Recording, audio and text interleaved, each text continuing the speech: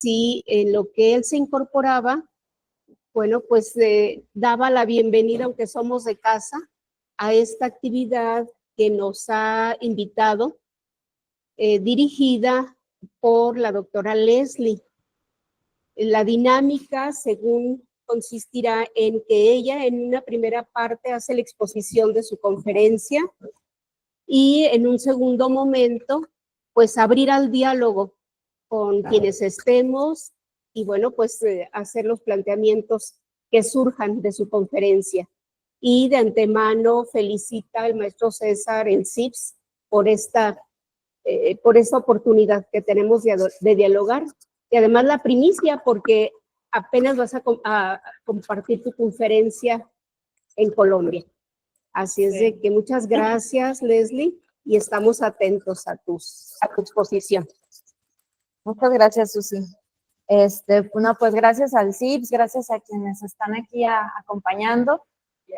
Y en línea, sí, también, muchas gracias, que se dieron el tiempo, que hicieron su espacio en su agenda. Sé que algunos hasta movieron actividades para poder estar, entonces, bueno, se valora mucho y se agradece.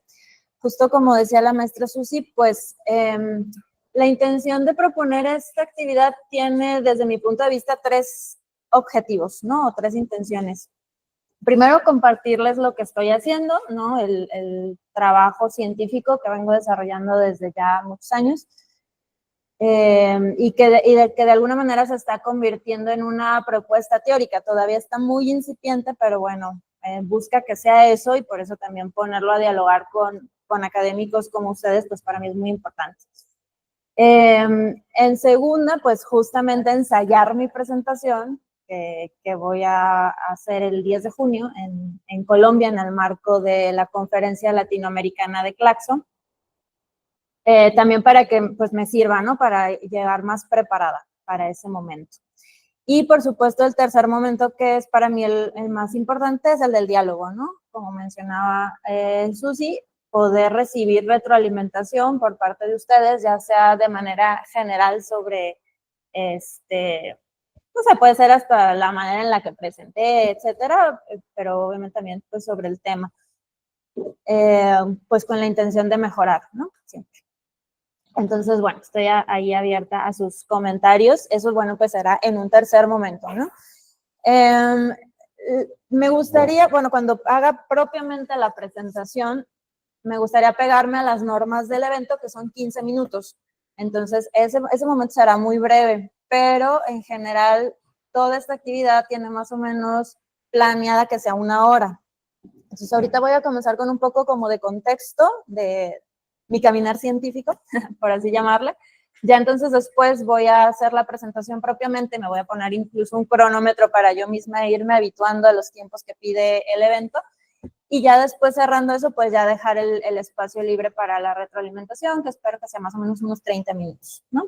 Pero entonces, bueno, también para no quitarles mucho tiempo de sus agendas, que sepan que más o menos esto durará 1 hora. Bien, entonces voy a comenzar justo con esta contextualización, ¿no? de mi caminar científico para también que quede un poco más claro de por qué presento esto. No son propiamente resultados de una investigación, más bien, como les decía, son reflexiones que he venido haciendo sobre distintos conceptos, temas, etcétera, que empezó, justo ahorita estaba pensándolo, pues desde que estudié la maestría, desde el 2014, ya más o menos son 11 años, obviamente con algunos lapsos de descanso, pero pues sí, o sea, en realidad nunca, aunque me alejé de la academia un par de años, nunca dejé de pensar en esto, ¿no? En el capital científico, en la formación de investigadores. Yo comencé pensando o estudiando los doctorados en educación casi como al azar, ¿no? Fue algo que me encontró y que hasta el momento me ha fascinado. Mi tesis de maestría, para quien no sepa, fue un estudio comparado entre las políticas de internacionalización del posgrado entre México y Brasil. Y la intención era recuperar mi formación en relaciones internacionales y hacer un análisis de política exterior y ver cómo la política exterior se reflejaba en la política educativa en los 2 países. Pero tuve muy buena directora de tesis y afortunadamente ella me empujó a ir al campo empírico y me decía, ok, muy padre como la evaluación de políticas, pero vamos a ver qué sucede con las personas, ¿no? Con los sujetos que de alguna manera son directamente los afectados por esas políticas. Entonces me obligó a entrevistar estudiantes que habían justamente vivido la política educativa en ese sentido, en términos de internacionalización y más específicamente de movilidad internacional. Entonces yo entrevisté personas, estudiantes del doctorado en educación de allá donde estuve en Brasil, de la Pontificia Universidad Católica de Río Grande del Sur, del doctorado en educación de esa universidad, que es un doctorado de alta calidad. Más o menos allá tienen también algo parecido a lo que adquiere el PNPC, que le llaman evaluaciones CAPES, que la CAPES es como el CONACYT, si bien ellos tienen dos agencias de fomento al posgrado, de fomento y de evaluación del posgrado, la CAPES y el CNPq. Pero la CAPES es el que evalúa y califica los posgrados, ¿no? Los programas de posgrado. Y es una evaluación del 1 al 7 y en donde yo estaba era nivel 6, entonces era como muy, muy avanzado. Y buscamos también entrevistar a egresados en México, no egresados, perdón, estudiantes en México de un doctorado más o menos en ese mismo nivel de calidad. Y bueno, pues dimos con el doctorado en educación de UDG. Y desde entonces estudio con el doctorado en educación de UDG. Y en ese momento ellos estaban en consolidado, que era también como un nivel más abajito del máximo, que era competencia internacional. Posteriormente subieron a competencia internacional, pero cuando yo me aproximé a ese doctorado en el 2014, eran consolidado. Entonces pudimos ver un comparativo entre dos programas, pues con una evaluación equitativa, ¿no? Según las diferentes agencias de fomento al posgrado. Y entonces ahí empecé, aunque me enfoqué en movilidad y cómo las políticas de alguna manera beneficiaban o no a los estudiantes, pues me empezó a llamar mucho el tema de la formación de investigadores educativos, primeramente, y posteriormente de las posibilidades de generación de capital científico en esos programas.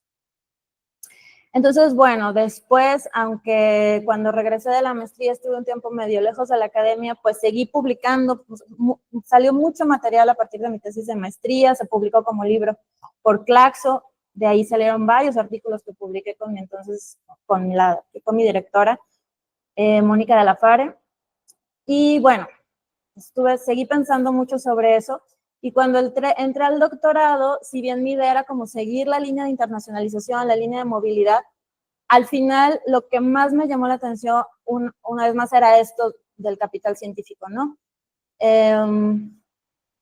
Bueno, porque además mi aproximación teórica siempre fue la teoría del campo científico de Bourdieu, porque Mónica, mi directora, es súper bourdiana, entonces ella me llevó, ¿no? Y eso es lo que pasa, ¿no? Cuando entramos al campo, pues hay mentores que nos van guiando y nos van aproximando a ciertas perspectivas, y pues así fue en mi caso. Yo utilizo esa teoría por ella, en realidad. Pero bueno, siento que me ha servido mucho. Y la mantuve para el doctorado, y en el doctorado lo que hice fue también comparar programas de posgrado, si bien ahí fue más un comparativo disciplinar, y comparé 2 programas en educación y 2 programas en historia. Entonces ahí fueron 4 programas de doctorado, seguí con los de educación, pero incluí los de historia también para ver las diferencias disciplinares. En este caso ya fueron todos mexicanos, pero también evaluados todos en los máximos rangos del entonces PNPC, entonces siguen siendo programas de calidad. Según las agencias de fomento, eso también lo podemos cuestionar, pero bueno. Y una vez más, vi experiencias de movilidad internacional, pero ya ahora sí, cómo esas experiencias podían abonar a la formación de capital científico, ¿no? A la generación, apropiación, incorporación, en fin, hay muchas formas de poderlo conceptualizar.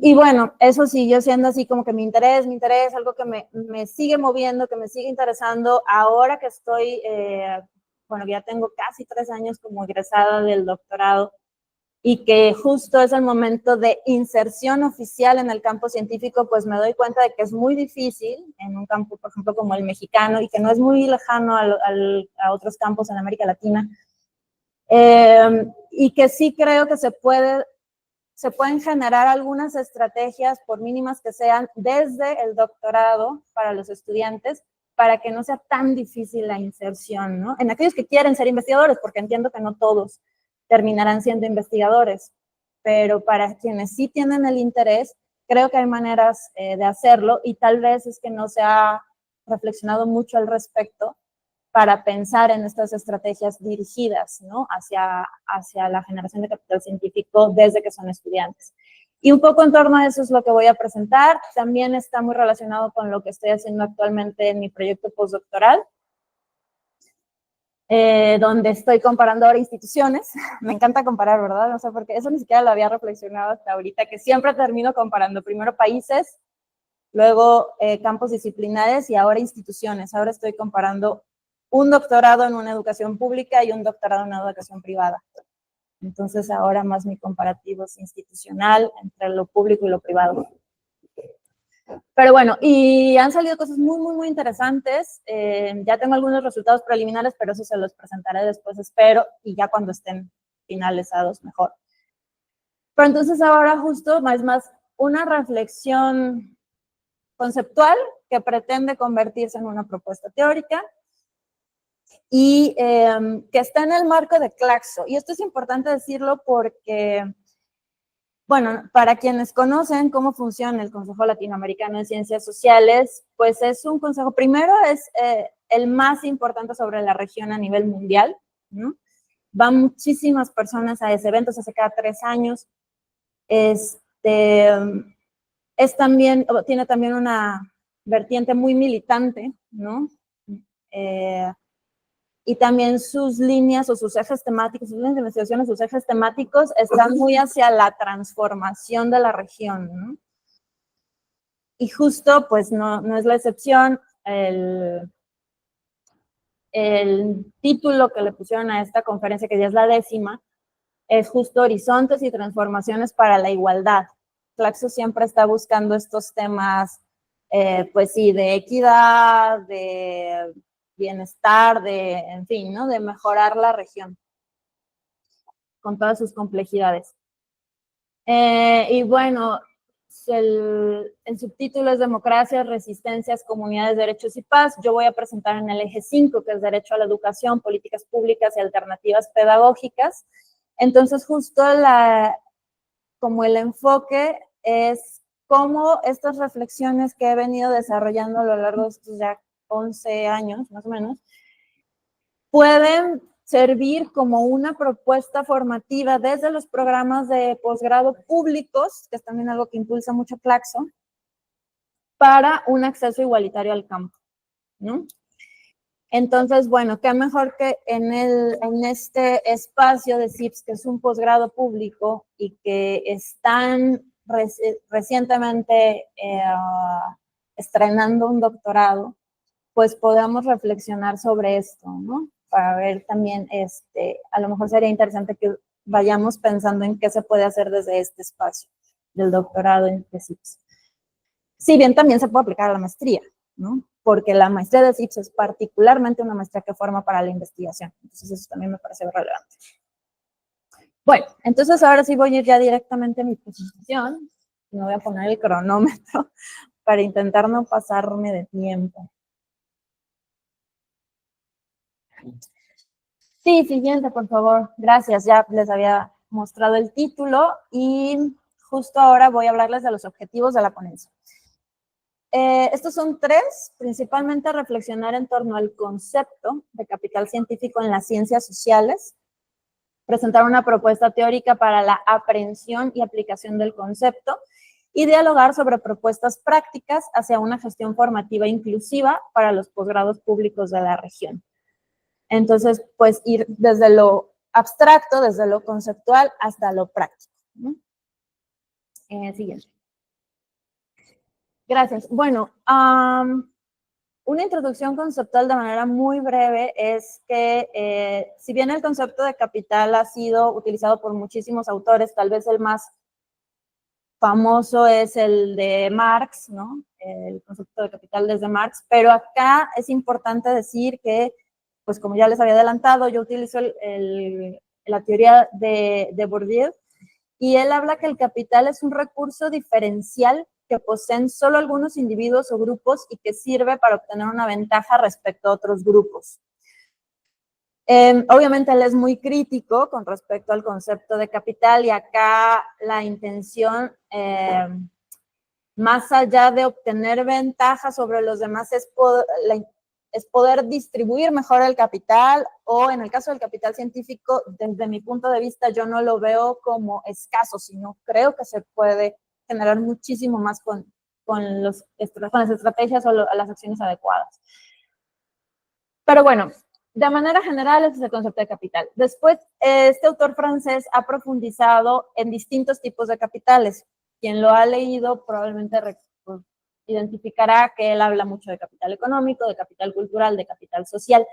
Y el capital científico sí, definitivamente lo ha desarrollado, pero tal vez no lo desarrolló tanto como los otros capitales. Y lo que sí percibo es que esos tres los usa para distintos fenómenos sociales, ¿no? Fácilmente se pueden encontrar en casi cualquier cosa. En cambio, el capital científico sí es muy propio del campo científico, es solamente para el campo científico. Entonces tiene sus particularidades que ahorita vamos a entrarle de lleno a esas. ¿Qué hago yo? Es tomar los que él desarrolla para todos los fenómenos y ver si se pueden entender dentro del campo científico.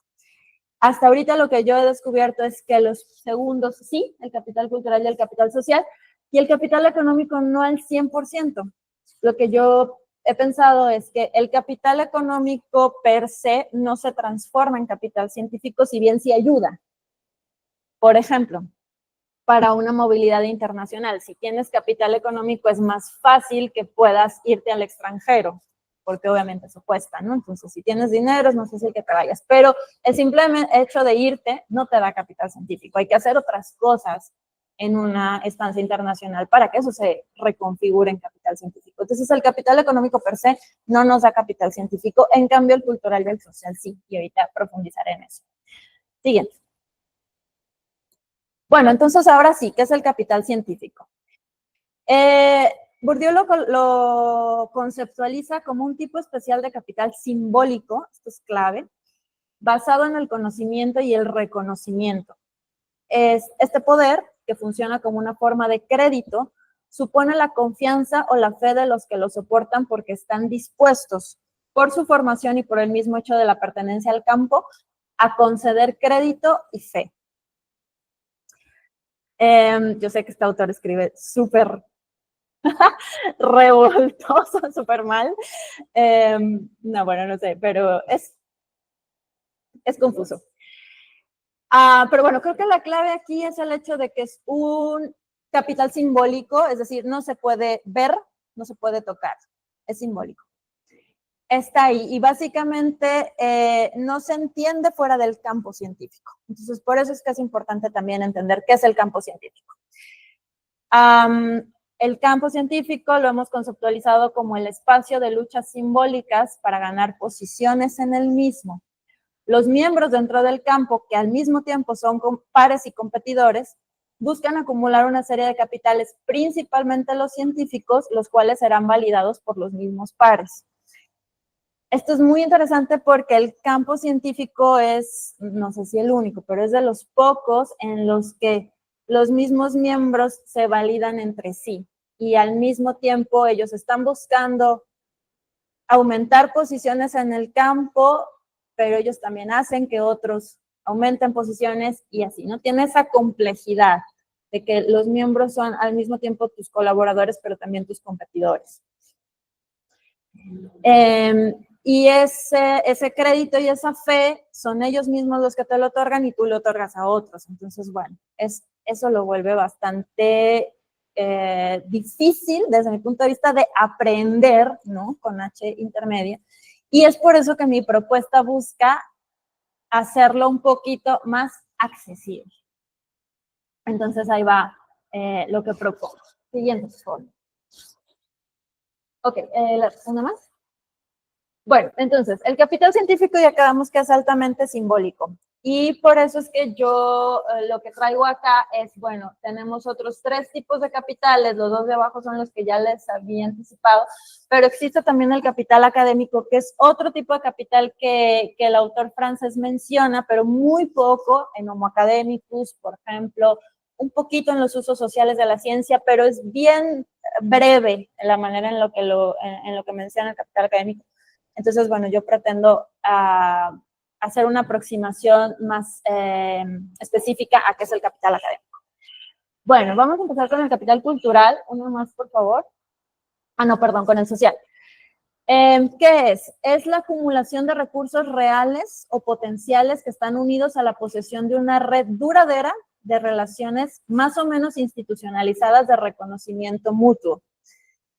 Esto en ejemplos prácticos, una más por favor, sería mentores, colegas, instituciones y colaboraciones internacionales con las que los agentes dentro del campo, bueno, cuando mencione agentes van a ser personas dentro del campo científico, que tienen una relación duradera con personas como con estas características, ¿no? Bueno, ahora sí vamos al cultural. Son conocimientos, habilidades y disposiciones que un agente posee, adquiridos a lo largo de su vida mediante la educación formal o no formal y por las prácticas culturales incorporadas en su interacción con el entorno inmediato. Aquí el capital cultural está subdividido en 3 distintos. El incorporado, que a lo mejor lo habrán escuchado como el habitus, que es básicamente el habitus, que es otro concepto de Bourdieu, el objetivado y el institucionalizado. La propuesta aquí es que el capital cultural institucionalizado se traduce en capital académico. Entonces, esta es la manera de entenderlo más fácilmente. Es decir, todos los conocimientos, habilidades y disposiciones que un agente posee que son institucionalizados se convierten en capital académico. Es decir, una vez que tenemos un papelito que una institución nos da, nos acredita que adquirimos esos conocimientos, bla, bla, bla, como un título de doctorado, ¿no? Ese entonces se convierte en capital académico. Es este conjunto de títulos, grados y certificaciones formales que un agente logra obtener y este será mayor o menor según el espacio y o institución que le haya acreditado. Entonces ahí también varía. No es lo mismo un título de una institución que de otra, porque el capital científico, que es altamente simbólico, se hereda. En este caso se hereda de una institución. Los ejemplos prácticos del capital académico pueden ser algunos de estos, pero hay muchos otros. Tener un premio a mejor tesis es otra manera, no solamente un título o una acreditación, un premio a mejor tesis es también capital académico. El graduarse con honores en las instituciones que todavía tienen esa figura, porque ya son pocas. Cuando se gradúan con recomendación de publicación también, inclusive porque a veces el capital académico puede ser hasta de palabra, ¿no? Aquí el concepto oficial es que sí tienes que tener un papelito institucionalizado formal, pero la verdad es que ya en la práctica puede ser inclusive hasta verbal, siempre y cuando hay una institución que lo respalde. Entonces, bueno, esa es un poco como la propuesta de, básicamente es, a partir de estos otros 3 capitales que son menos simbólicos y que son más fácilmente aprehensibles, podemos entonces reconfigurarlos en capital científico. ¿Cuál es la propuesta de reconfiguración? En el capital social, la reconfiguración se dará en la medida en la que el capital social posibilita colaboraciones que proyectan el trabajo de una persona hacia otros espacios. Entonces, si yo tengo una red duradera de relaciones que me permite que me conozcan en otros lugares y que eso me haga más visible en el campo, entonces voy a ir adquiriendo capital científico. Siguiente. Algunos ejemplos. A ver, aquí los ejemplos que estoy poniendo ya son más hacia lo práctico de qué pueden hacer las instituciones, qué pueden hacer los programas formativos para apoyar e impulsar a sus estudiantes. Entonces, algunas ideas, pueden haber muchísimas otras, pero algunas ideas son estas. Participación en asociaciones o redes científicas, asistencia a eventos académicos, etcétera. ¿Por qué? Porque en esos lugares se puede, o sea, se da el acercamiento con estos otros miembros dentro del campo que van entonces a proyectar el trabajo de los agentes. Siguiente. Capital cultural. ¿Cómo se puede reconfigurar? En la medida en que la gente consolide un hábitus científico que le dé las pautas para desenvolverse como el resto de los agentes en el campo, ¿no?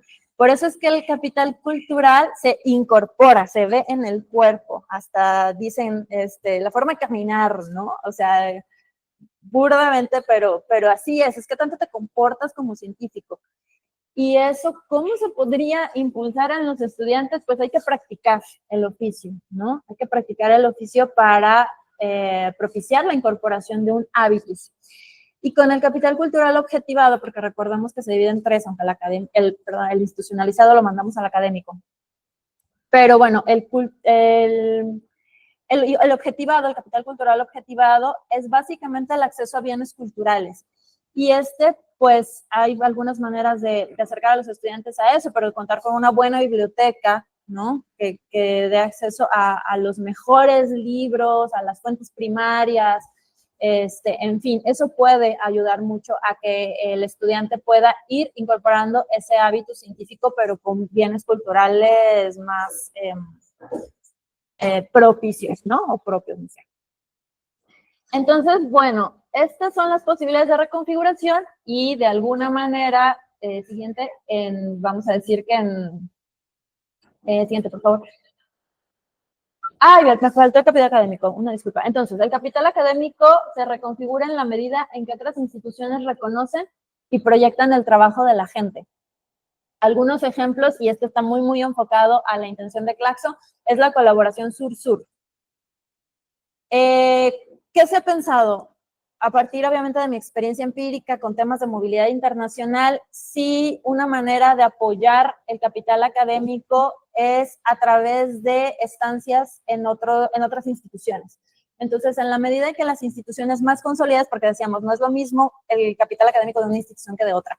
Entonces, en la medida en que instituciones más consolidadas inviten a los estudiantes de instituciones menos consolidadas a hacer estancias breves y les propicien un documento donde diga, estuviste aquí, participaste, hiciste, obviamente que la gente se involucre. Eso le ayuda al estudiante. O sea, él ya tiene un capital académico, vamos a dar un ejemplo. Estudió en la universidad, no quiero demeritar ninguna, me voy a inventar. Estudió en la universidad Casita de donde sea, de Guatemala, pero hizo una estancia en la UNAM durante 6 meses. Entonces, tengo mis 2 títulos, aumento mi capital académico, ¿no? Entonces, aquí es un poco la intención de la colaboración y la ayuda entre instituciones. Bueno, ahora sí, esto en su conjunto vendría a propiciar, en el mejor de los casos, el capital científico. ¿Y qué es esto? Pues es básicamente un mejor posicionamiento de los agentes que están recién llegados al campo para que se abran oportunidades a más agentes diferenciados que no son siempre los mismos, los que siempre han tenido capital científico, no que esto se pueda llevar a quienes no tienen tanto acceso a y esto pues de alguna manera posibilitaría la participación y la transformación social. Entonces ya a manera de conclusiones, y ya estoy en el límite. Bueno, ¿cuál es lo que estas reflexiones pretenden generar? Primero, un mejor entendimiento del concepto de capital científico, porque es un concepto que puede ser muy confuso para quienes no están en esta línea de investigación. Entonces, yo considero que observarlo a partir de capitales más aprehensibles y menos simbólicos facilita el diseño de estrategias de adquisición, hace más fácil que lo llevemos de lo abstracto a lo práctico. ¿Qué más? Invita a la reflexión y a la acción, principalmente sobre cómo las instituciones pueden propiciar la apropiación de capitales sociales, culturales y académicos en el contexto del campo científico para bien de sus estudiantes, y en el espacio de Claxo busca que se generen estrategias de colaboración regional, estrategias sur-sur, y que entre instituciones se compartan casos de éxito, ¿no? Que está haciendo que puede beneficiar, o que hemos comprobado que beneficia a nuestros estudiantes, y bueno, a lo mejor ustedes lo pueden hacer también. Y por último, también pues reflexionar en torno a la desigualdad en la distribución del capital científico. Es un hecho, no podemos negar que las posibilidades de adquisición o construcción del capital científico varían muchísimo dependiendo del contexto institucional, cultural y geográfico, lo cual por supuesto impacta en las oportunidades de los investigadores dentro del campo. Entonces, entender esto, visibilizarlo, reconocer la desigualdad ayuda también a pensar estrategias pues para combatirla, ¿no? O para disminuirla, buscando no ser tan idealistas. Pero bueno, entonces se pone este tema sobre la mesa. Por mi parte sería todo y espero entonces el diálogo con ustedes. Muchas gracias.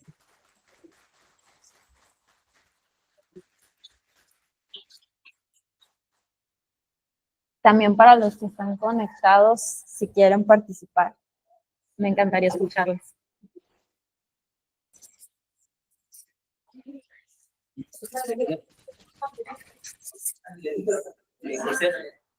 Con el micro, sí, por porque favor. si no, no nos oyen los de allá. Bueno, a mí me parece que es una propuesta súper valiosa para todos y todas aquellas que creemos que la educación no se trata de reproducción social, ¿no? En los mismos conceptos de Bourdieu. O sea, ¿qué significa eso? Que podemos hacer algo diferente, Sí. ¿no? Que no nada más los capitales se heredan, que no nada más se reproduce la desigualdad y que no nada más los mejores puestos siempre están reservados para los herederos. Que por cierto es otro texto padrísimo de Bourdieu, Los herederos, que habla de todo eso, ¿no? A ver, a mí me llama muchísimo la atención, se me hace padrísimo, súper útil, y hay unas cuestiones que creo yo que podrían ayudar más a entender la complejidad del campo científico. Es bienaventurado animarse a describir un campo social. ¿Por qué? Porque la misma teoría de Bourdieu nos dice que los campos son dinámicos. O sea, que están en constante reconfiguración, pero eso no significa que no estén en cierta estabilización, ¿no? Y que existan estructuras culturales bien arraigadas que lo sigan reproduciendo, estructuras materiales que lo sigan reproduciendo. Entonces, a mí me gustaría a lo mejor ya después ver en los hallazgos que comentas que estás elaborando, cómo está configurado el campo científico en México y cómo juega la educación pública y privada, porque habías comentado que estás analizando como dos programas, ¿no? Uno en lo público y en lo privado. Entonces, ¿qué papel juega lo público y lo privado en la configuración del campo científico? Y eso a mí me ayudaría mucho a entender otra cuestión, y es cómo operan los capitales dentro del campo científico. O sea, si bien los describiste y están conceptualmente, pues, muy bien ubicados, ¿cómo operan al interior del campo? Y creo que eso nos ayudaría mucho a entender, entonces, cómo hacer el campo accesible. Porque podríamos entender, uno, cómo se configura, cómo operan los capitales y ahora sí, cómo lo hacemos accesible, ¿no? Aquí hay algunas pautas que me parecen padrísimas y súper útiles, pero también creo que cuando se habla de que hay una desigualdad en el capital científico, esta desigualdad no nada más viene y se refleja ya cuando eres un científico en formación o cuando eres un agente en ese campo científico. Se va configurando desde antes, ¿no? Sí. Y por eso el texto de Los herederos de Bourdieu creo que es clave. Y algo que me llama la atención, que a lo mejor lo trabajan después, es que está desdibujado las diferencias genéricas. O sea, si nos vamos radicalmente a la teoría de género, simplemente por estar sexuado como hombre o como mujer, ya hay una desigualdad fundante, ¿no? Pero claro, la teoría de género también es dinámica. Entonces, ¿cómo opera la diferencia sexual en el campo científico? A mí me gustaría ver eso, pues, ¿cómo opera la diferencia sexual? En las ciencias sociales y en la educación, por supuesto que hay una paridad, o a veces hay más mujeres, pero en otros campos de la ciencia no. Y pasa algo parecido como el deporte. En deporte de iniciación hay un montón de mujeres, un montón de chiquititas, pero cuando ya se va ascendiendo al alto rendimiento, se invierte. Entonces digo, ¿será parecido el campo científico? O sea, al principio sí, paridad en las trayectorias iniciales, ¿no? Sí. Paridad, y después cuando entras como a otro nivel ya más de especialización, ¡pum!, se revierte. Sí.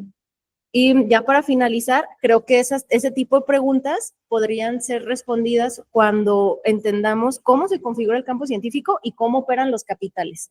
Y metiéndole el plus de cómo la diferencia sexual está permeando en esa configuración. Bueno, a mí me parece fantástico. Y lo que salga yo lo voy a utilizar porque me interesa mucho, ¿no?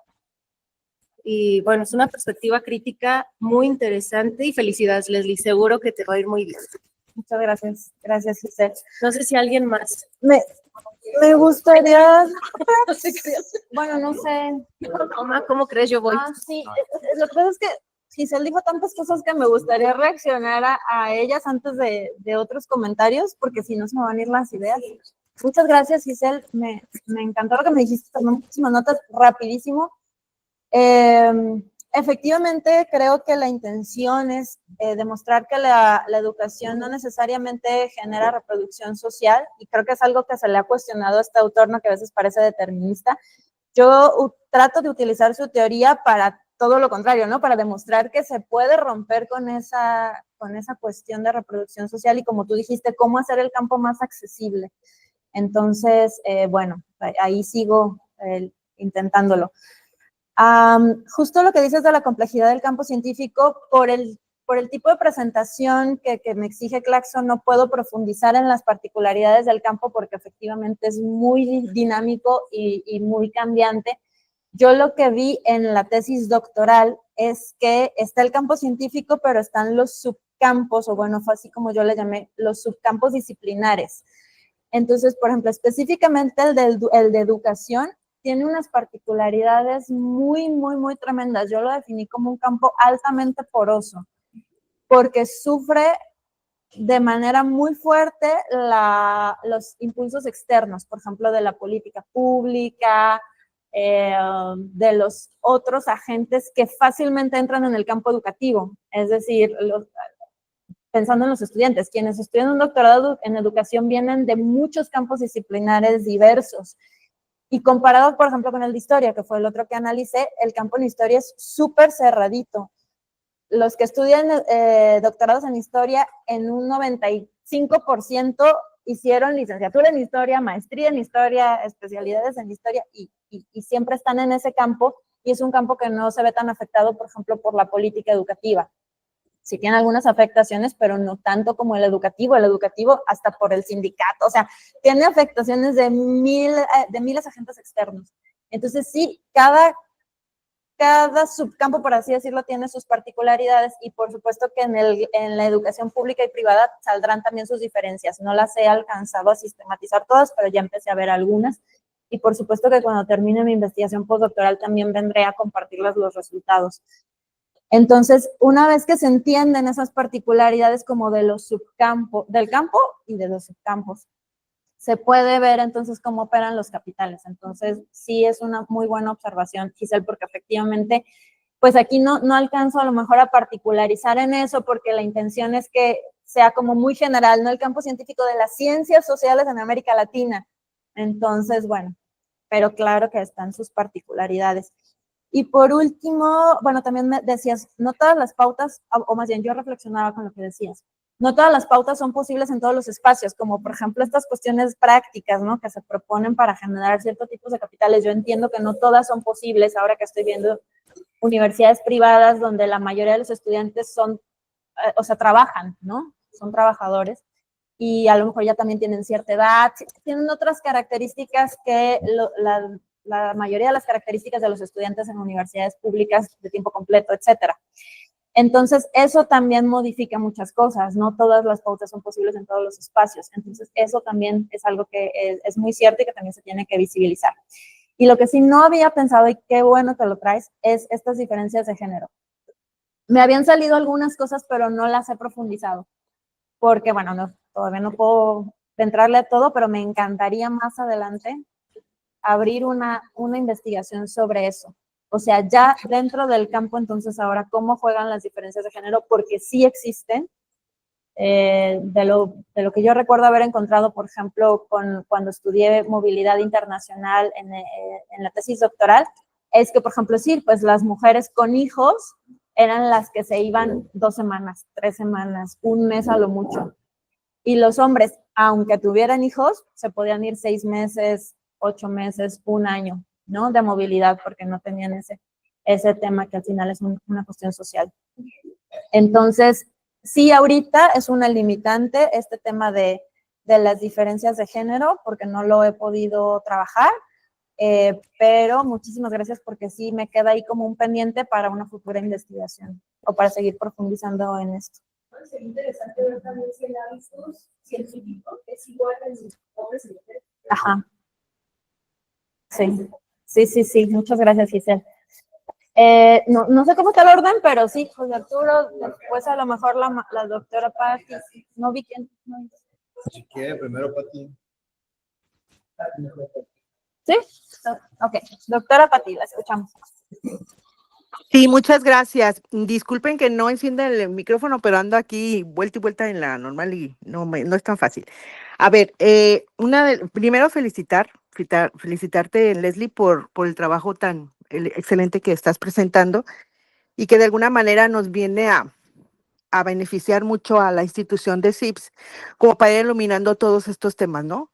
Irlos entendiendo y principalmente ir avanzando.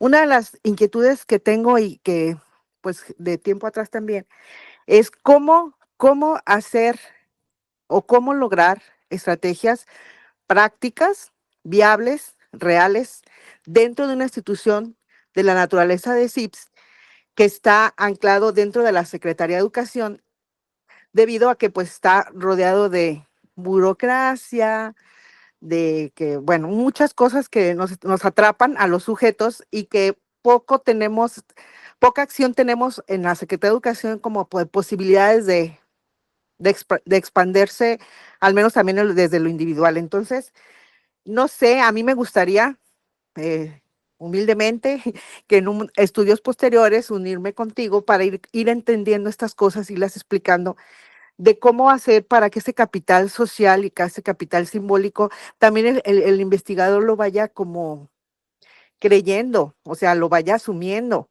se la crea, no la creamos, que podemos cambiar el mundo, si podemos, que no hay nada imposible, claro, las cosas están difíciles, hay trabas, pero creo que podemos avanzar. Entonces, bueno, dentro de esto, mi inquietud siempre ha sido, ¿qué se puede hacer ya desde esas explicaciones, pues, de todo lo que implica, pues, el campo científico en educación y dentro de la Secretaría?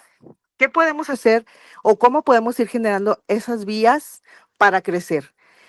Yo creo también que el investigador tiene la fortaleza de unirse a redes, a seminarios, a grupos, independientemente, pues fuera de la Secretaría, que nos den mayor proyección.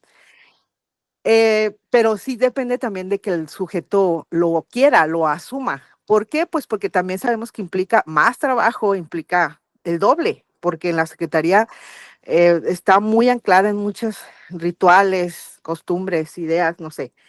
Entonces, bueno, eso ha sido como una inquietud. Tu estudio se me hace muy bueno y sí me gustaría que ya que termines el estudio podamos unirnos en algún trabajo en ese sentido de las posibles vías. En ese sentido, ¿tú cómo visualizas a CIPS? O sea, ¿qué reflexiones o ideas te han surgido a partir de este estudio y estando ya en CIPS? Gracias, Leslie. Muchas gracias, doctora. Bueno, tal vez ahorita sí podríamos tomar un comentario más porque si voy reaccionando a cada uno tal vez sea mucho tiempo, ¿no? Gracias, doctora. Ahorita respondo. Bueno, yo sí quisiera apuntalar como 3 o 4 aspectos que me hacen un poquito de ruido,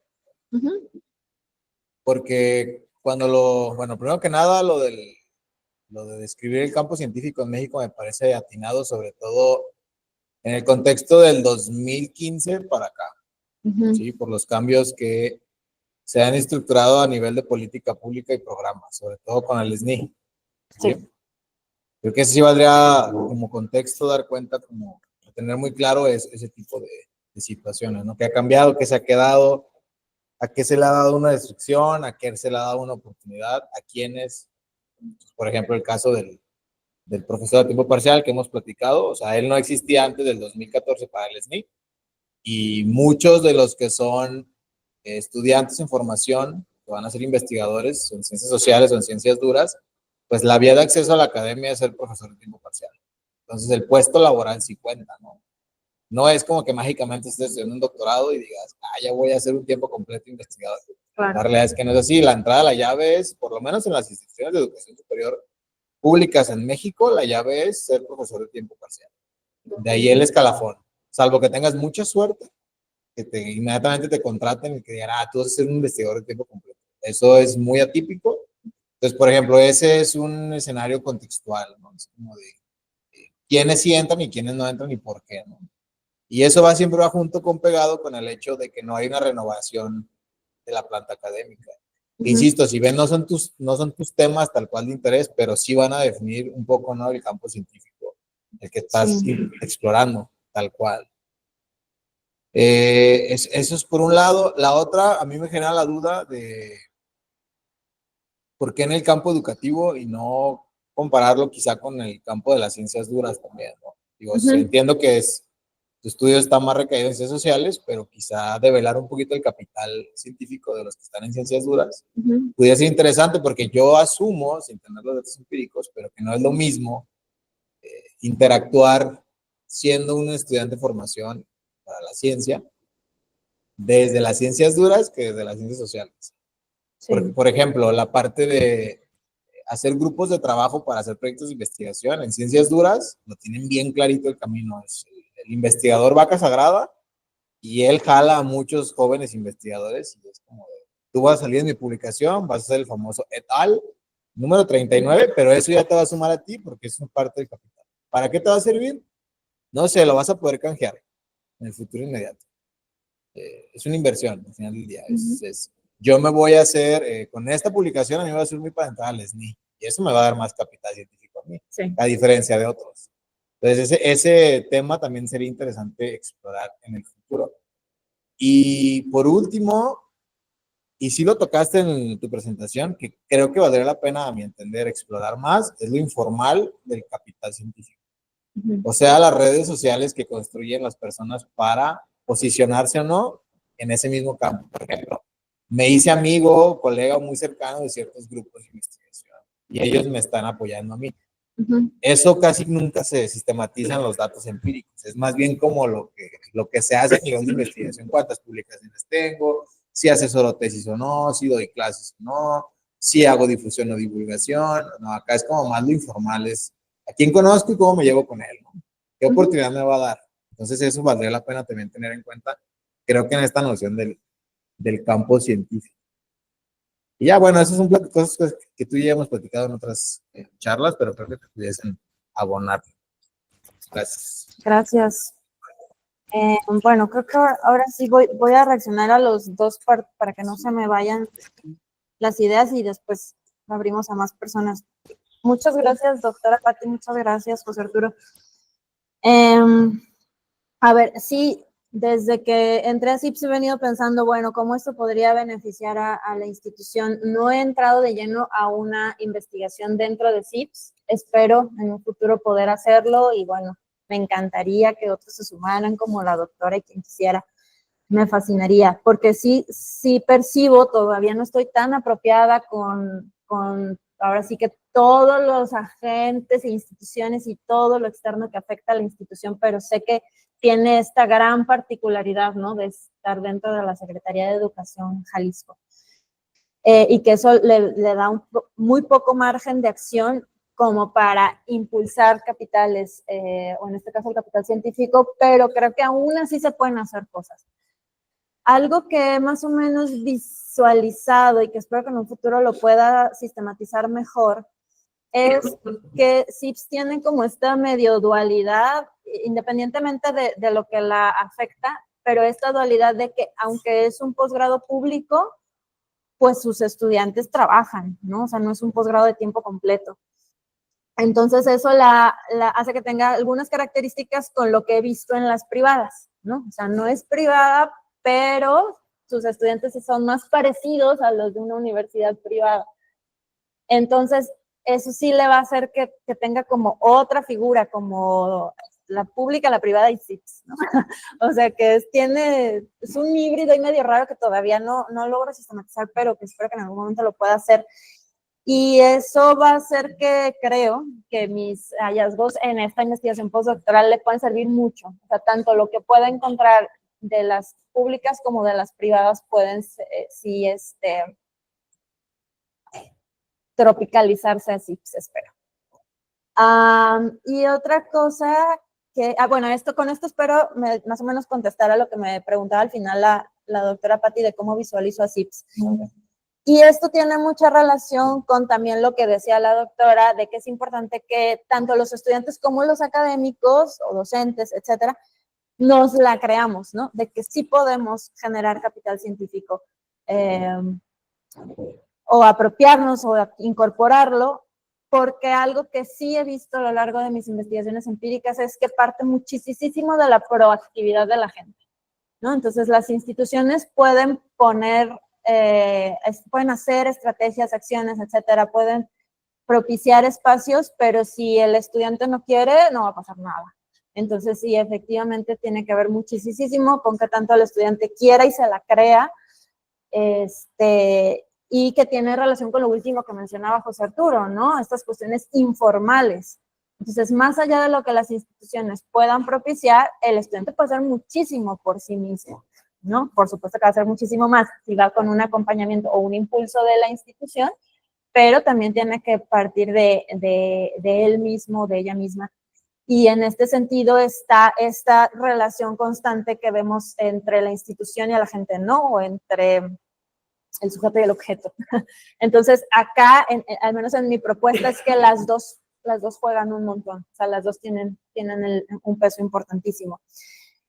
Con respecto a lo que ya decía José Arturo sobre necesario describir el campo científico mexicano, sí, una vez más por el tipo de presentación, pues lo hago muy amplio, muy general, muy para que cualquier persona que me vaya a llegar a escuchar en Colombia, que no sé, puedan más o menos pensar su campo propiamente y decir, bueno, en la investigación doctoral caractericé el campo mexicano un poquito más desde la política del posgrado, no tanto desde ya la política como laboral, ¿no? Que es la que tú más dominas. Pero bueno, creo que en esa investigación doctoral se explica un poquito más lo que sería el campo científico mexicano. Por supuesto que mi alcance sigue siendo limitado, me falta entrarle más hacia cómo entonces pueden adquirir una estabilidad laboral, que es una manera de entrar al campo, pero no la única. Me ha acercado un poquito a cómo entrar al SNI, que es otra manera de entrar al campo. Si bien también me falta profundizar en eso, pero bueno, es que uno no alcanza a verlo todo, ¿no? Pues necesitaríamos 3 o 4 vidas para poder aproximarnos a todos los espacios, pero sí es súper valioso lo que me dices, José Arturo. Por ejemplo, esta cuestión de la política pública a partir del 2015, claro que es determinante. Por supuesto que eso también es algo que se tiene que observar, porque por más que las instituciones y a la gente hagan todo lo posible, si está ese freno, ¿no? Pues ahí, si están esas restricciones, bueno, pues es limitado. Pero lo que yo he intentado es empezar por, bueno, ¿qué se puede hacer desde los programas doctorales? Ya esas restricciones y esos frenos que están allá afuera, pues se salen un poquito de mi alcance ahorita. Espero que en un momento a futuro lo pueda profundizar o pueda estudiarlo más a fondo. Lo que me dices de compararlo con las ciencias duras, sí. De hecho, eso es algo que yo quería hacer en el doctorado. Yo quería comparar uno de las ciencias sociales y una de las ciencias duras. Lo intenté. Inclusive hice una entrevista con un coordinador de un doctorado en física. Me interesaba muchísimo ver esas diferencias que tú dices porque sí creo que existen, pero no me fue posible, me cerraron la entrada. Y por cuestiones de tiempos, tú sabes, plazos de entrega, bla, bla, bla, bueno, decidimos irnos entonces por historia y comparar programas de las ciencias sociales. Y pues ya me he seguido por ahí, porque en realidad lo que a mí más me interesa son los doctorados en educación. Pero sí sería muy interesante en algún futuro también estudiar alguno de las ciencias duras. Porque sí creo también que es muy diferente. Por ejemplo, un dato, ¿no? Sí. ¿Y cómo te explicas que hay lo que le llaman los early careers? Es como los early careers, que son como los investigadores jóvenes de pronta incorporación. Ah, ok. Tienen, y bueno, alguien más los llama como los baby doctors, que son los doctores entre los 30 y los 42 años. Hay quienes tienen más de 35 publicaciones, ¿no? Y dices, ¿cómo? Sí. Pero pues después dices que están en biomédica, que están en medicina. Entonces, digo, sin demeritar el esfuerzo que le puedas decir a la persona, eres brillante, a mí me interesa ver cómo le hiciste para tener 35, a qué horas, con qué condición. Y después te enteras de que hizo el doctorado y que quizás se casó y que fue mamá y que dices, o sea, como que no me cuadra los tiempos ligado al tipo de producción científica que se hace. Insisto, sin demeritar, pero ahí es cuando entra pues estos procesos de investigación. Es como ¿y con qué equipo trabajas? No, pero resulta que yo trabajo con tal doctor, que es SNI 3, y sus ayudantes son SNI 2, y resulta que el SNI 3 publica 6 artículos al año y a nosotros nos invitan como colaboradores. Ah, pues esos cuentan, son 6 artículos para la misma persona. Y resulta que yo soy asistente del segundo del primero y él publica 5 artículos y también me invita.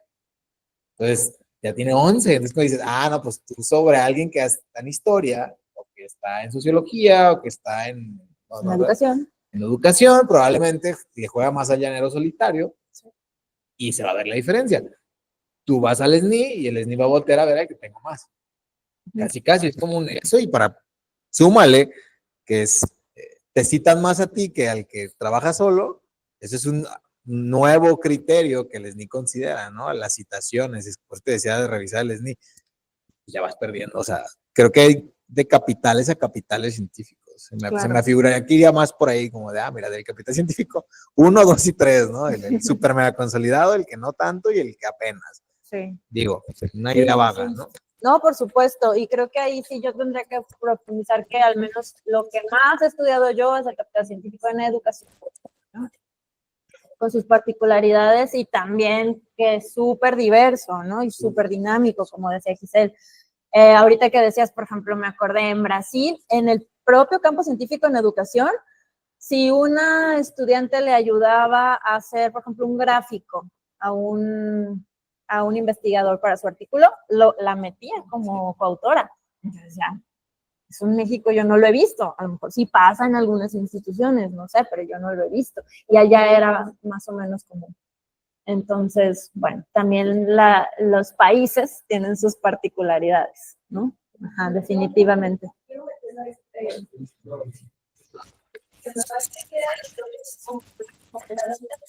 que es una apreciación conceptual que a lo mejor, más bien una clarificación conceptual que te puede ayudar. Dentro de, por ejemplo, lo que comenta José Arturo y lo que comentas tú también, o sea, lo que está implícito ahí es la motivación de la gente, del agente, no de la gente, del agente para entrarle a estas lógicas, ¿no? A ver, yo sé por conciencia práctica, diría Giddens, que lo que funciona es tener 35 artículos, que lo que funciona es, no sé, llevarme bien con el jefe o jefa, no, con el jefe de laboratorio, ¿no? O la jefa. Entonces, todo eso que está a nivel, digamos, naturalizado, produce motivación para entrarle esas lógicas. No sé si has leído a Loic Wacant.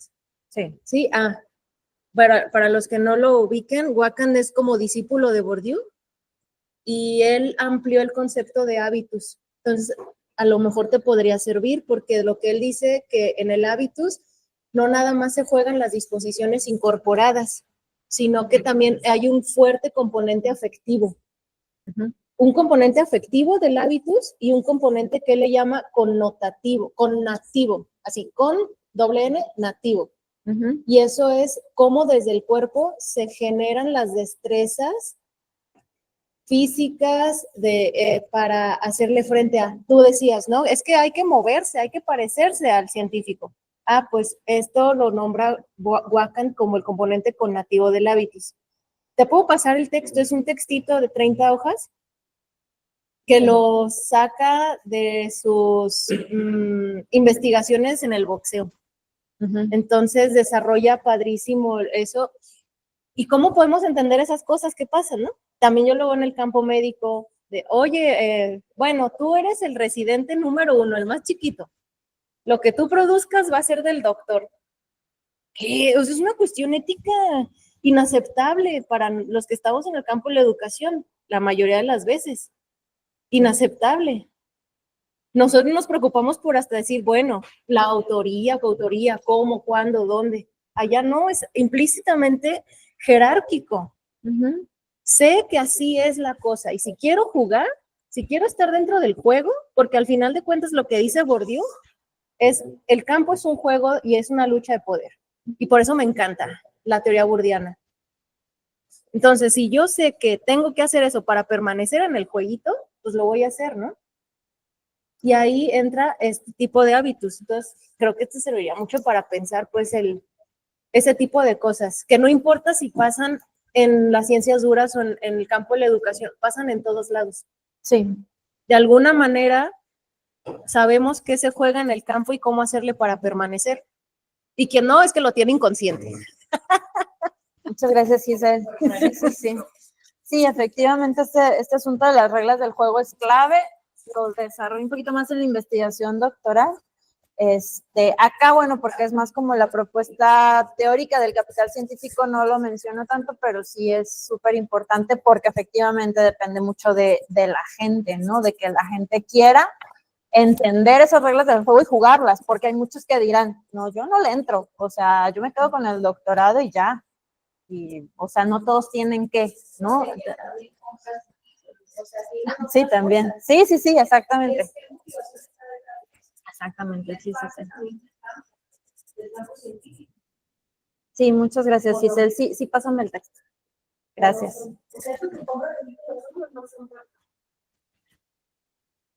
Es una buena pregunta. Gracias. Yo me quiero regresar al origen de todo este asunto porque estás trabajando o empezaste a trabajar con movilidad. Sí. Sí, y entonces pienso en los estudiantes que están en este proceso que dice Gisela ahorita de cómo se aprende a entrar al campo. Sí, entonces me llama mucho la atención la diferencia entre el capital científico y el capital académico. Me gustaría pensar de lo que estás planteando que hay como dos aspectos, ¿sí? Y habría que verificar por dónde se mueven estos dos elementos que tú estás tratando de conceptualizar. Porque así como lo estás planteando, el campo académico tiene más como una intención de inserción al campo y de aprender el hábitus a establecer relaciones, a establecer, yo no lo llamaría incluso en sentido estricto de lo que plantea Bourdieu como capital, sino en términos de bagaje, ¿sí? Es decir, sí hay una serie de recursos que tú vas elaborando y vas construyendo a lo largo de la inserción al campo. Cómo te metes, cómo estableces relaciones, cómo te vinculas, que se vuelve finalmente un bagaje a lo largo del tiempo, ¿sí? Y entonces ese bagaje se convierte en una trayectoria que a nivel simbólico, pues puede ser representativo para quien está introduciéndose al campo, ¿no? O sea, pienso en estos chavos que de repente tienen como tú decías, un reconocimiento porque tienen una mención honorífica en la tesis, en la presentación del grado, ¿sí? Que puede ser a nivel de licenciatura, a nivel de maestría o a nivel de posgrado, pero tienen un reconocimiento por ahí. Entonces, ese reconocimiento, que es un elemento simbólico, se puede convertir en una herramienta para entrar al campo. Y entonces, ¿cómo ese recurso, que en principio es un elemento del capital científico, porque demostraste tener una habilidad científica en términos de producción, porque trabajas en una producción académica con una investigación, ¿sí? ¿Cómo ese capital científico se vuelve capital académico en términos de la parte más administrativa de ser académico? ¿Sí? ¿Cómo te mueves por ahí aprovechando ese recurso que tú generaste por una producción científica? Ese tipo de trayectorias pueden ser muy interesantes de revisar para los alumnos y te puede ayudar a ti a lo mejor a clarificar un poco esta diferencia conceptual entre el capital científico como producción y el capital académico como estrategia de inserción al campo. Sí. Ok. Puede ser muy interesante porque se vincula un poco con estas rutas que tú planteas de cómo los estudiantes, una vez que entran al campo, pues sí, son reconocidos por distintas formas, ¿no? Porque a lo mejor colaboraron con algún investigador, a lo mejor están relacionándose a la hora de entrar al, a la red, ¿no? Y cómo desde la red la gente misma valida esos procesos, ¿no? Hace algún tiempo, de hecho yo pertenezco a una red una red de investigadores del fenómeno religioso aquí en México. Estoy inactivo, pero participo y de hecho estamos esperando que haya una publicación sobre una, digamos, cartografía que se ha estado haciendo recientemente sobre religiones aquí en Guadalajara. Pero recuerdo mucho a los investigadores que estaban en la maestría en CIESAS tratando de entrar al campo, ¿no?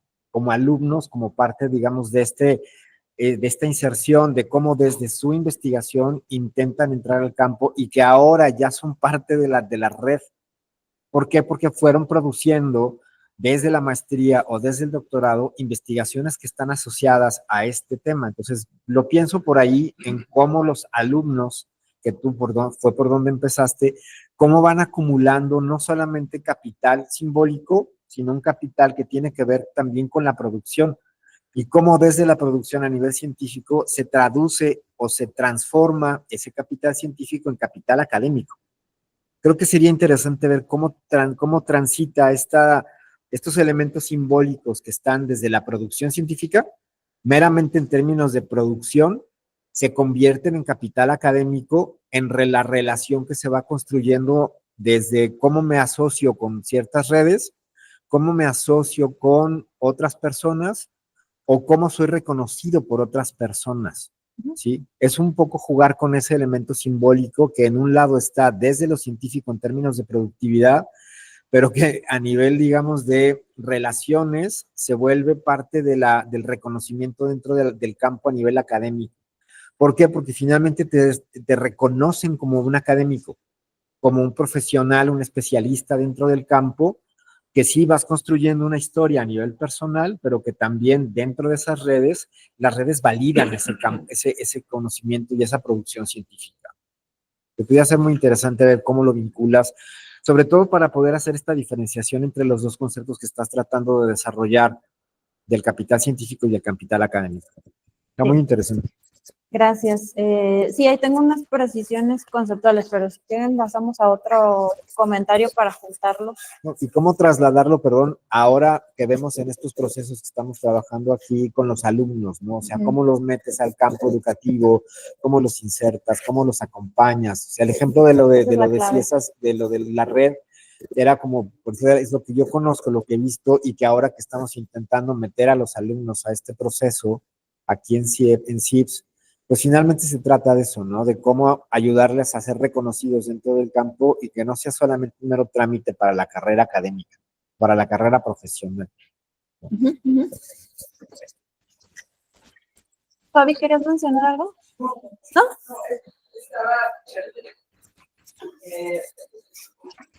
Nada más pensando en función de lo que decía Manuel, que entendí que digo, a lo mejor no es así, sino que está este capital cultural donde está una parte que es el institucionalizado y del que se genera el capital académico, ¿no? Sí. Entonces, de alguna manera, o sea, sí está pues, la idea de Manuel de dónde pueden empezar, ¿no? ¿Dónde se va a empezar a, o sea, por ejemplo, nuestros alumnos, alguien que está iniciando en esto, ¿dónde va a empezar su capital científico como algo ya simbólico y demás? Entonces sí me parece bien la idea esta de lo institucionalizado.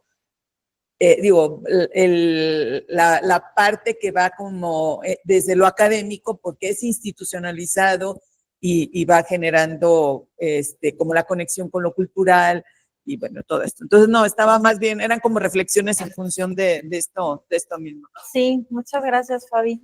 Sí, justo a lo mejor hacer esta precisión conceptual, porque a lo mejor no quedó tan claro. El que es simbólico es el capital científico. Bueno, al final todo tiene un poco de simbólico, ¿no? Pero el que es más simbólico es el capital científico. Ese no se puede ver ni tocar, ¿no? Entonces, por eso mi propuesta es que a partir del social, el cultural y el académico se pueda reconfigurar en capital científico, porque, ojo, no por tener un título buenísimo de Harvard, ya tengo per se capital científico, no necesariamente, porque ¿qué estoy haciendo con ese título? ¿Me interesa a mí entrar al campo o no? Porque también la motivación de la gente, o sea, son muchas cosas. Entonces, más bien, es como del capital académico se va al científico. Entonces, el capital académico, como bien decía Fabi, es el capital cultural institucionalizado. Entonces, ahí sí son los títulos, las acreditaciones, etc. Entonces, ese se puede reconfigurar en capital científico en la manera en que la gente juega con ese título y dice, mira, yo estudié en Harvard, ¿no? Entonces, cómo es, y no sé qué, si es lo primero que ponen en su currículum, o lo capitalizan, que ¿no? Ajá, lo capitalizan. Sí, exactamente, se capitaliza, exacto. Entonces, en ese sentido es cómo se reconfigura. ¿Y cómo sabemos si se reconfiguró en capital científico? Una vez que los miembros del propio campo, que son los pares, colaboradores y competidores, te dan reconocimiento, te dan crédito y fe por eso que tú mostraste y capitalizaste. Ahí entonces se podría, vamos a decirlo, ver la reconfiguración, que es muy difícil porque es tan simbólico que eso a veces es difícil de aprender, ¿no? Es difícil de percibir. Sí. Por eso es que la propuesta a lo mejor es tan confusa. Pero, y lo que decías del bagaje, a mí me suena como el hábitus, al final de cuentas, el hábitus Sí, científico. forma parte. Ajá, entonces, bueno, pues a partir de que estoy trabajando esta teoría, pues trato de usar como los términos propios de este señor, y entonces sí, se llama de hábito científico, que también es algo que he desarrollado en otras investigaciones y tengo por ahí algunos artículos sobre eso. Entonces, hay cuestiones, por ejemplo, en la producción científica, cuando son artículos, cuando son ponencias, etcétera, que es difícil como categorizarlo en si es académico, si es social, si es cultural, porque depende, ¿no? Entonces, una publicación puede ser capital académico si lo que yo busco capitalizar es en dónde publiqué, ¿no? Entonces, publiqué en una Q, no sé qué, así de que la más indizada, ¿no? Entonces, ahí es más el capital académico, porque es la institución, en este caso la revista, la que me concede reconocimiento, crédito y fe. Y si los otros me están reconociendo porque publiqué en esa revista. Entonces, en ese caso es capital académico. Pero si por el contrario me ayuda a que me citen mucho, entonces es más capital social. O entrar a una red, o que después me inviten a publicar con ellos. Entonces, eso de la producción científica, a mí me ha costado un poco como categorizarla, pero sí, bueno, a lo mejor me falta un poquito más explicar de qué manera se puede reconfigurar o se puede reconocer como un tipo de capital y después reconfigurar en capital científico. Lo mismo con las ponencias, ¿no? Sí. Fíjate que sobre eso, nada más para cerrar la idea, ahorita le paso el micrófono a Vero, en el campo académico de comunicación se ha estado haciendo desde hace muchos años ya una revisión a propósito de las citaciones entre autores. Y entonces se hace un rastreo a nivel de publicación. Ya no importa tanto el asunto de si se publicó en un lugar o en otro, ¿no? Porque ahorita en este asunto que alguna vez platicamos en la maestría con el mercado académico, en el términos de validación de las publicaciones a nivel, digamos, incluso comercial, ¿sí? Hay un detalle ahí a propósito de cómo entre autores nos vamos citando y ese proceso de citación valida, digamos, la importancia del aporte académico o del aporte científico. Entonces, no sé si tal vez por ahí pueda ser interesante que puedas rastrear esto, cómo los investigadores o los académicos se citan unos a otros en términos de reconocer la productividad académica, pero también de reproducir el aporte científico que se está generando. No tanto desde lo académico, sino sí desde lo científico. Validar desde la citación ayuda a reconocer el aporte científico que se ha generado desde investigaciones que quienes están en el campo pues van produciendo. Entonces puede ser un ejercicio interesante. Sí, ahí yo claramente veo un capital social, ¿no? O sea, si somos ya una red que constantemente nos estamos citando, ahí hay un capital social. Leslie, a lo mejor lo que te voy a comentar, bueno, y espero ser clara en lo que quiero decir, es algo como periférico a lo que nos estás presentando, ¿eh? Y quizá tiene que ver con una expectativa que se genera en mí, quizás porque no soy socióloga, sino que soy pedagoga, cuando en el título veo propuesta formativa. Entonces, al ver propuesta formativa, como que siempre espero que esto incida en cómo se entiende la formación de investigadores. Y de pronto cuando escucho todo esto me cuesta un poco de trabajo entrar a la temática, porque no sé si más bien como lo que nos estás presentando y estas estrategias que mencionas serían como, ¿cuál es el camino para que los estudiantes entren en estas lógicas del sistema, de la estructura de un sistema que tiene que ver, pues sí, con un campo profesional, pero al que a mí me cuesta trabajo denominar propuesta formativa? La llamaría más bien, no sé, propuesta para entrar al campo, al campo profesional, ¿no? Sí. Y no de formación, porque entonces no sé, me causa un conflicto cognitivo. Ajá, me quedo de ver, Sí, exactamente. Sí. Qué bueno que lo mencionas, Gaby, qué comentario tan importante, porque yo justamente me he venido preguntando lo mismo. Yo como que dije, bueno, pues claro, yo estudio formación de investigadores porque siempre he estudiado programas de doctorado, y pues ahí se forman los investigadores, no todos, pero la mayoría de los investigadores se forman en un programa de doctorado. Pero efectivamente, cuando hago revisión de estudios antecedentes y etcétera, pues la formación de investigadores va por otro lado. Si bien es muy diversa y hay de todo, pero va por otro lado, va más hacia lo pedagógico, ¿no? Entonces, cuando yo traigo esta propuesta, sí me he cuestionado, pues, ¿es formación de investigadores o no?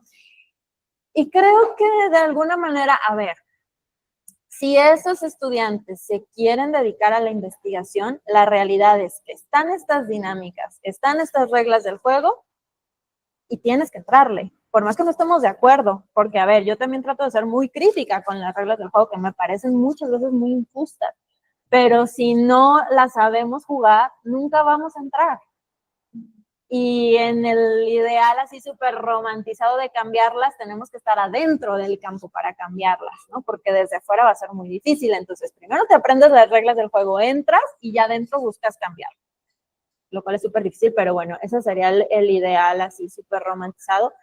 Entonces, pienso, bueno, sí, no todos los que estudian un posgrado o un doctorado van a finalmente querer dedicarse a la investigación, pero los que sí, tienen que saber las reglas del juego.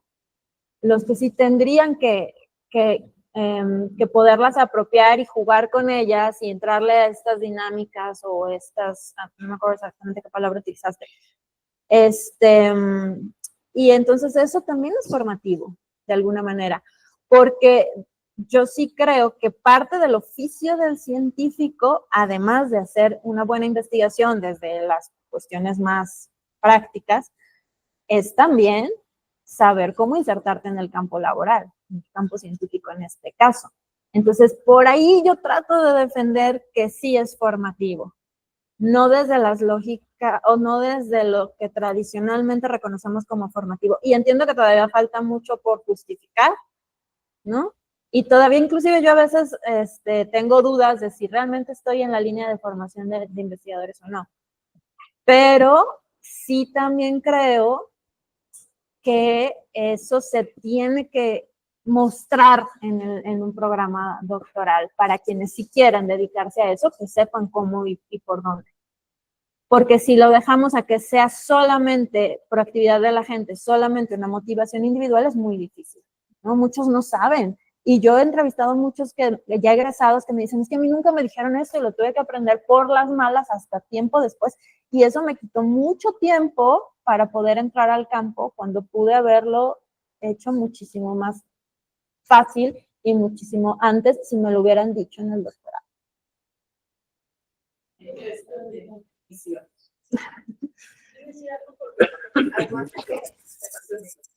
Aprecio mucho de ti como colega. Hemos hecho una especie de relación de amistad. Por conocer tu historia, entiendo por qué dices, es que no sé si estoy o no estoy en la formación de investigadores.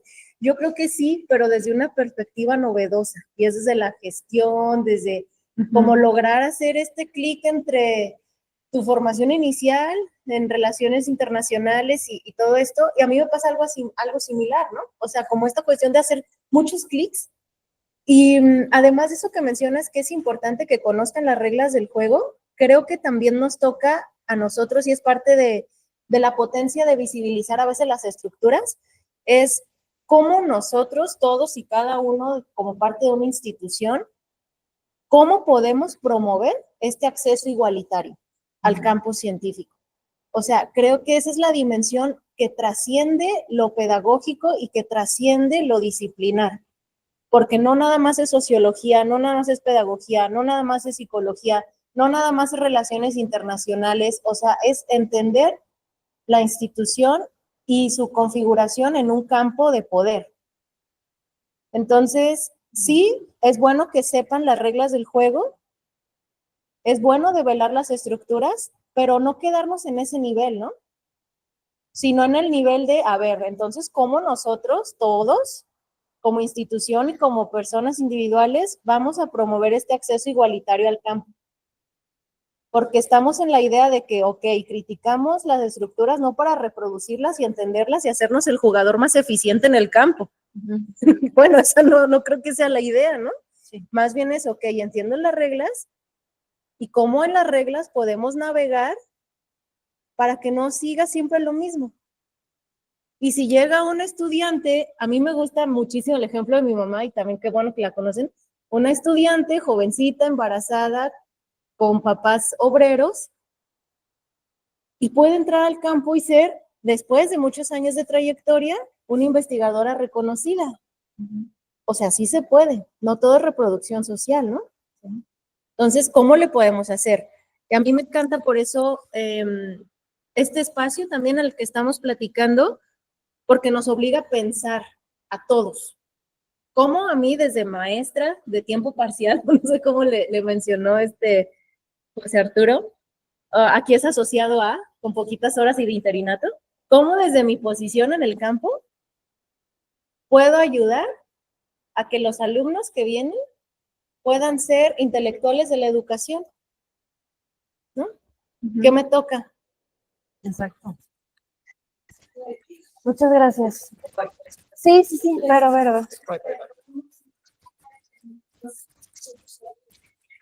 A lo mejor entonces lo que hace falta es clarificar eso, que se entiende por qué tiene esta propuesta una parte formativa en el sentido de que quien se quiere dedicar a la investigación conozca las lógicas de la estructura del campo de la investigación.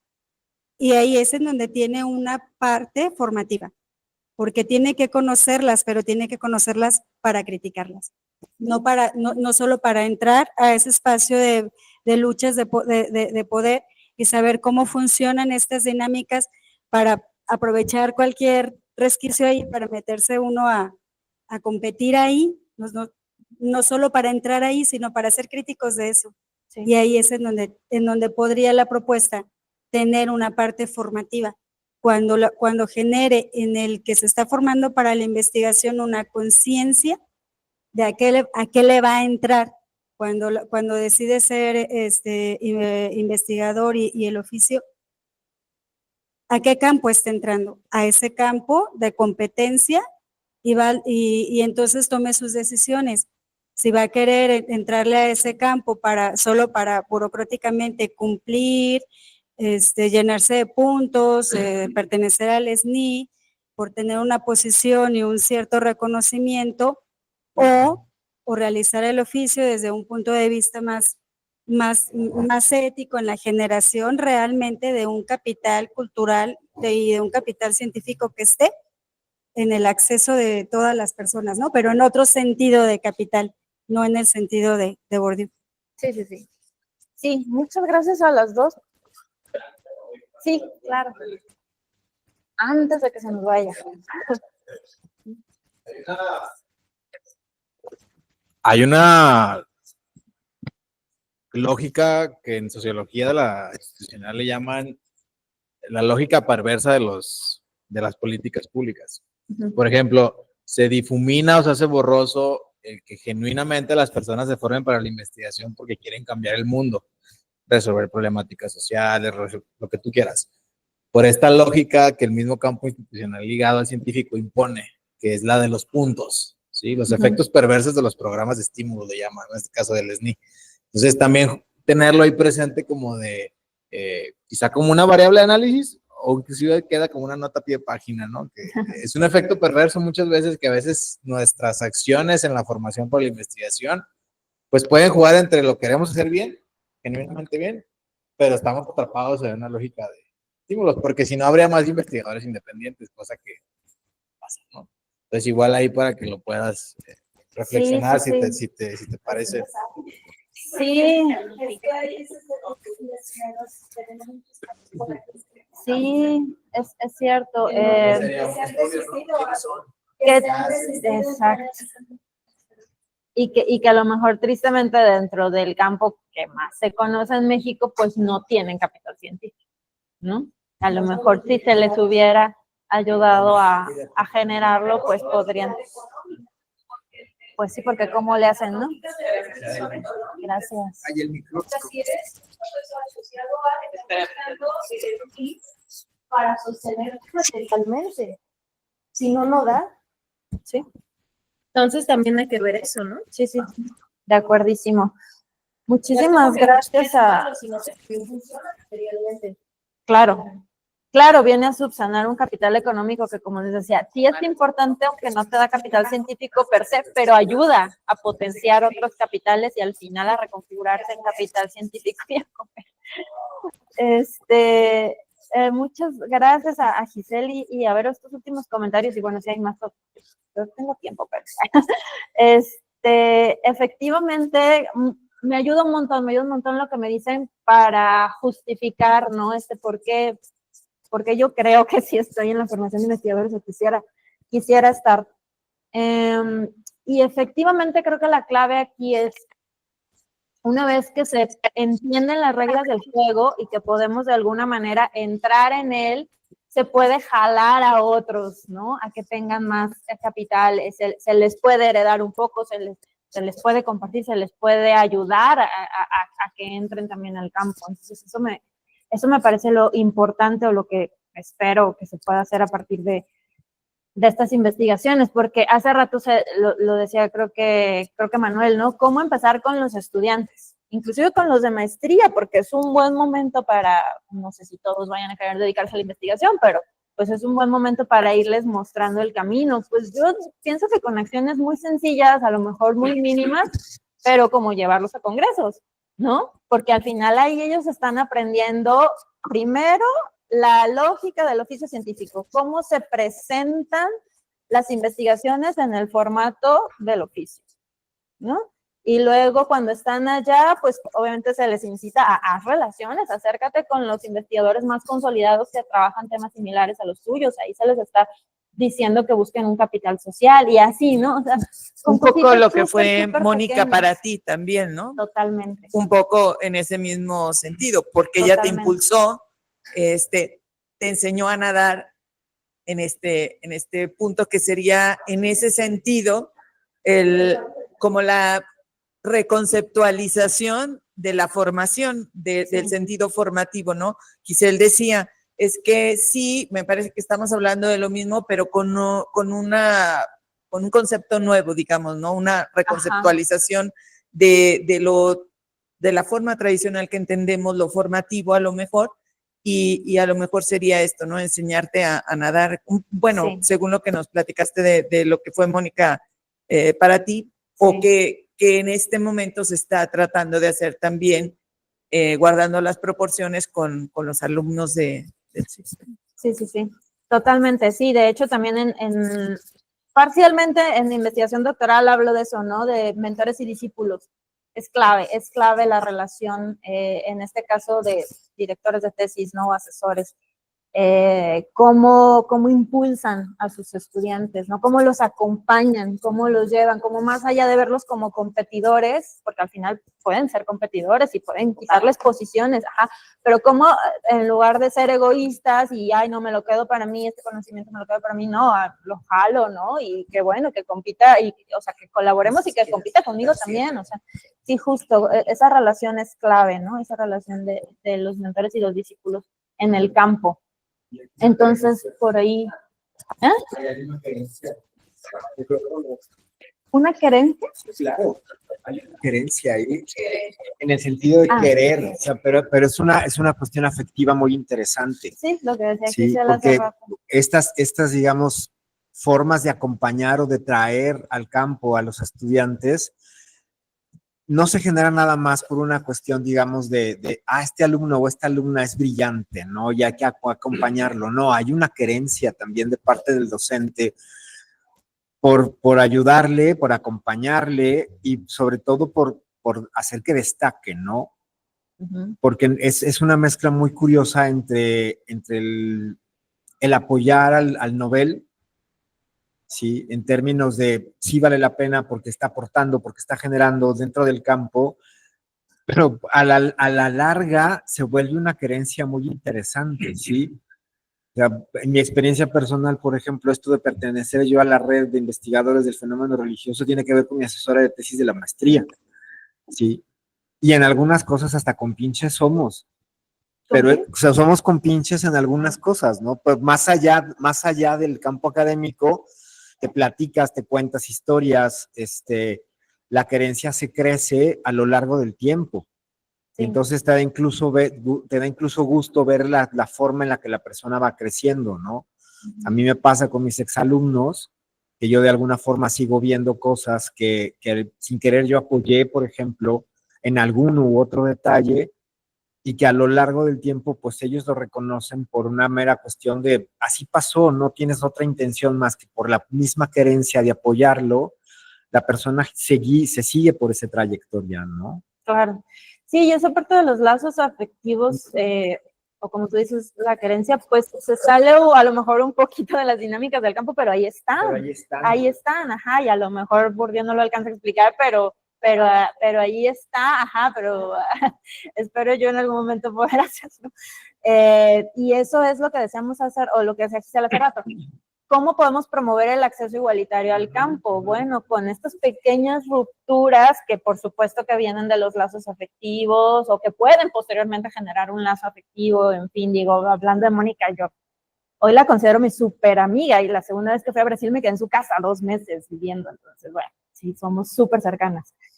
Entonces, bueno, creo que sí, efectivamente, me sirve mucho lo que me dicen en este sentido de busco generar una conciencia en los estudiantes que sí se quieren dedicar a la investigación, de que hay unas reglas del juego que se tienen que jugar, ¿no?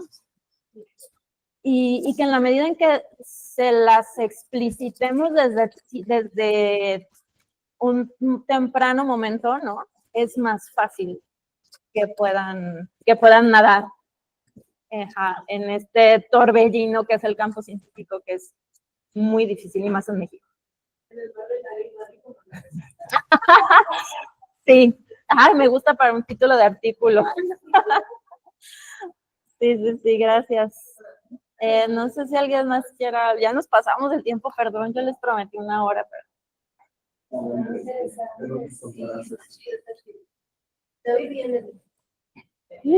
Bueno, si no hay alguien más que quiera hacer uso de la voz.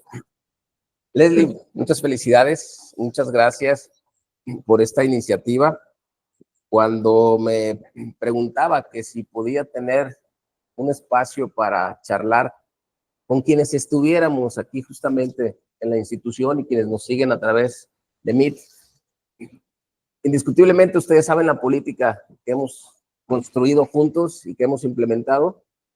100% sí a promover la investigación, a promover la colaboración, a promover la construcción juntos, el crecimiento de todos en unidad.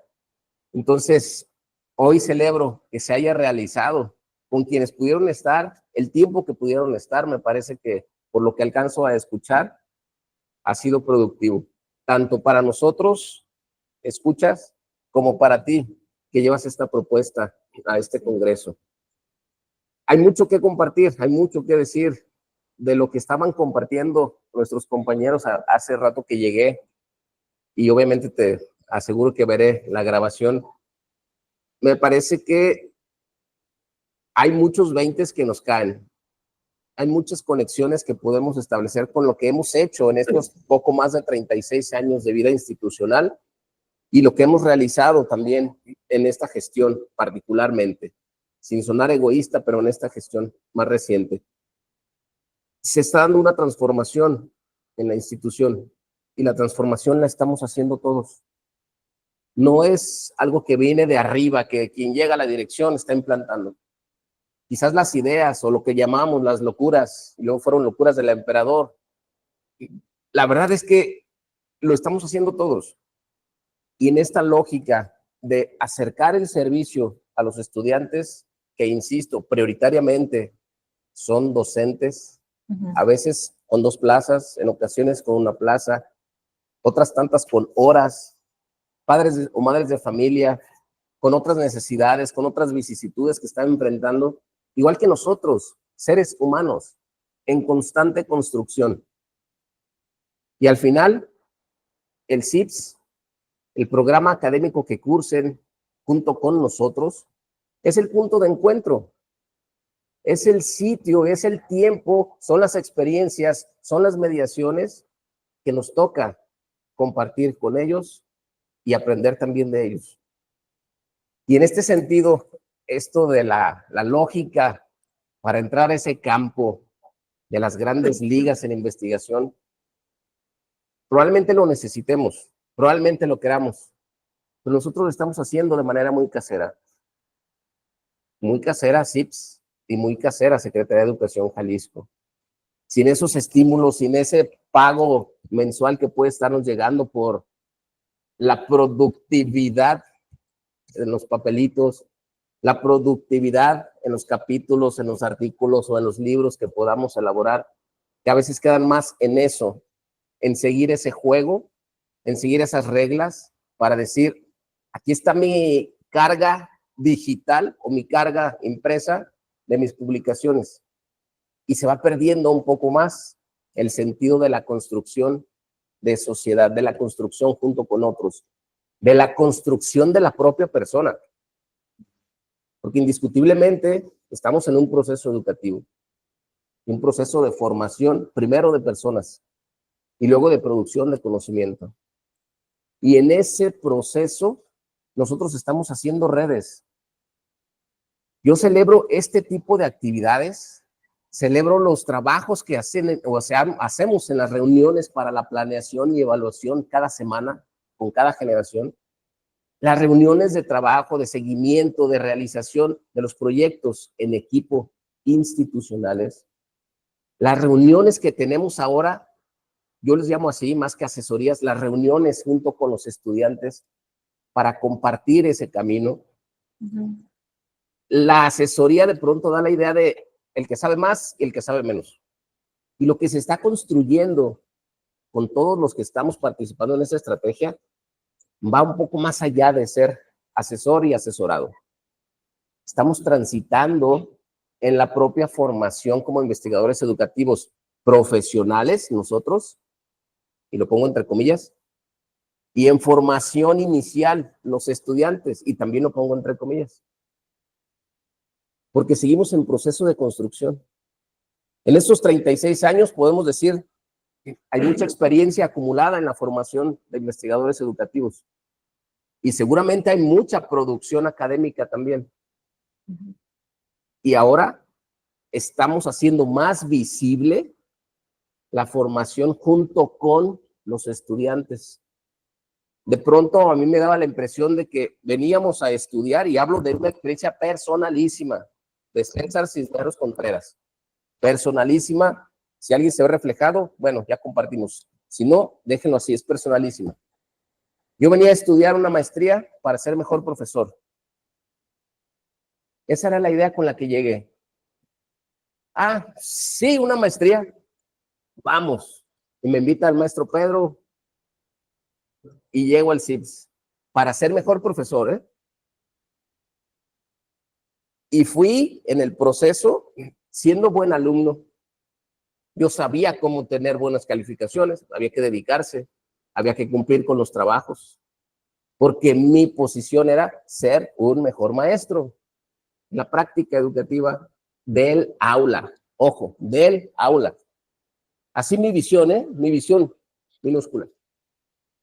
Y de pronto veo ya a algunos años transcurridos, hoy, ¿quiénes llegan a las aulas del CIPS a estudiar los programas académicos?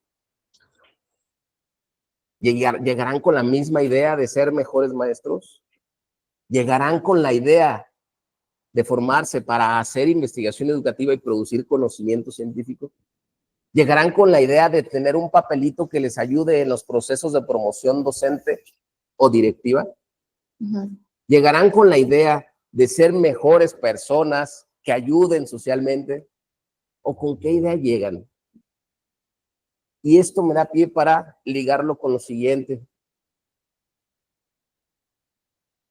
Nuestra experiencia en la formación de investigadores transita justo también con nuestra experiencia en la producción de investigación, en la producción de conocimiento científico.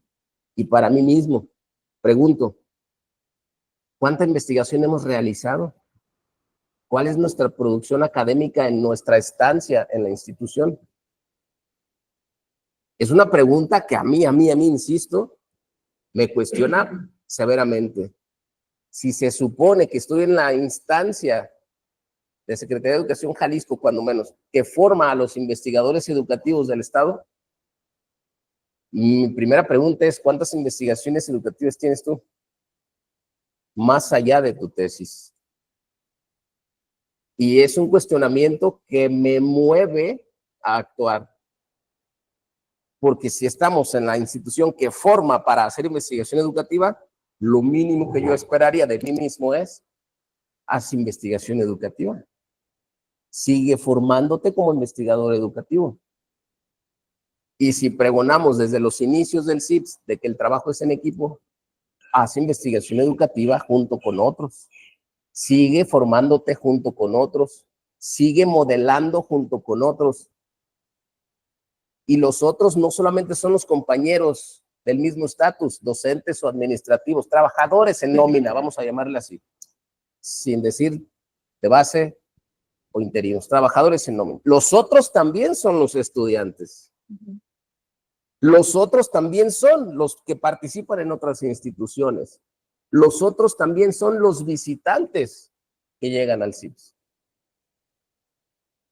E insisto, me cuestiono a mí mismo qué he investigado en los casi 20 años que tengo en la institución. ¿Cómo lo he investigado? ¿Con quiénes lo he realizado? Y para mi tranquilidad digo, borrón y cuenta nueva. A partir de hoy, aquí y ahora, ¿qué puedo hacer en lo que me reste de presencia o de participación en la institución que forma investigadores educativos? ¿Cuál es el reto para mí como parte integrante de Centro de Investigaciones Pedagógicas y Sociales?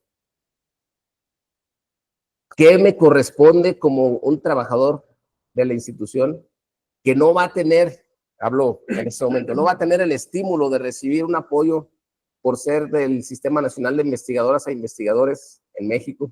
¿Por qué no? Lo único que tenemos, nuestro estímulo único es, al menos en el ámbito económico, nuestra quincena.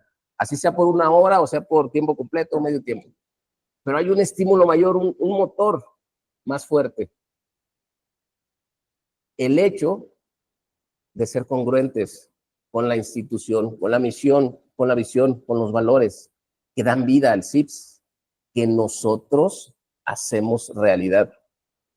Y entonces decimos, mi quincena está ahí, pero la función o el fin último del estar en el CIPS es producir conocimiento junto con otros, es formar o ayudar a formarse a otros en colaboración, es desarrollar la investigación educativa, al menos en la institución, luego vamos al Estado y más allá.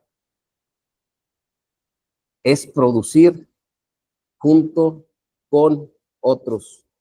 Y no solo producir por producir, sino fortalecer los vínculos personales, de convivencia, de colaboración con otros que tal vez me caen muy mal o tal vez me caen muy bien. Pero al final la investigación se hace en equipo. Y nosotros, como modelos institucionales, tendremos que modelar, ejemplificar, decir cómo se hace el trabajo en equipo.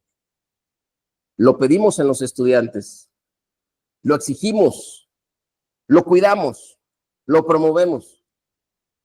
¿Y nosotros qué tanto podemos trabajar en equipo? ¿Qué tanto hemos aprendido a hacerlo? No sé, hay muchas reflexiones que surgen a partir de lo que escuché, lo poquito de la parte final y lo de los compañeros. Y me quedo con una gran esperanza. Ratifico la confianza, la fe para poder impulsar este proyecto en esos poco más de 36 años de existencia de la institución. La fe en que quienes estamos aquí hoy en este espacio y que están otros compañeros en las oficinas o no han todavía arribado hoy al CIPS, todos estamos haciendo vida el milagro del CIPS. Y nos corresponde hacer algo por la institución, porque nosotros mismos hacemos la institución. Esa confianza plena de todo el capital acumulado durante estos poco más de 36 años de existencia institucional sigue vigente y reforzada, porque seguimos dando muestra y de una forma distinta de que sabemos formar para la investigación educativa. Y de que a pesar de las vicisitudes, de las adversidades, de las escasas condiciones favorables para hacer investigación educativa, cuando menos lo estamos intentando. Con nosotros y principalmente junto con los estudiantes. De ahí la importancia de que sigamos promoviendo el trabajo en equipo, de que sigamos promoviendo con los estudiantes y entre nosotros mismos el salir a otros espacios a presentar, el salir a otros congresos, simposios, coloquios, lo que sea, a mostrar lo que se está haciendo y a traer también lo que otros están llevando a cabo. En este sentido, mantengo la invitación y las condiciones que se requieran las vamos a generar para que los estudiantes de segundo semestre de ambos programas o de los 3 programas, en este caso ya sumando a la especialidad, puedan participar en lo que CONICEN tiene como encuentro de estudiantes de posgrados en escuelas normales. Tenemos la puerta abierta.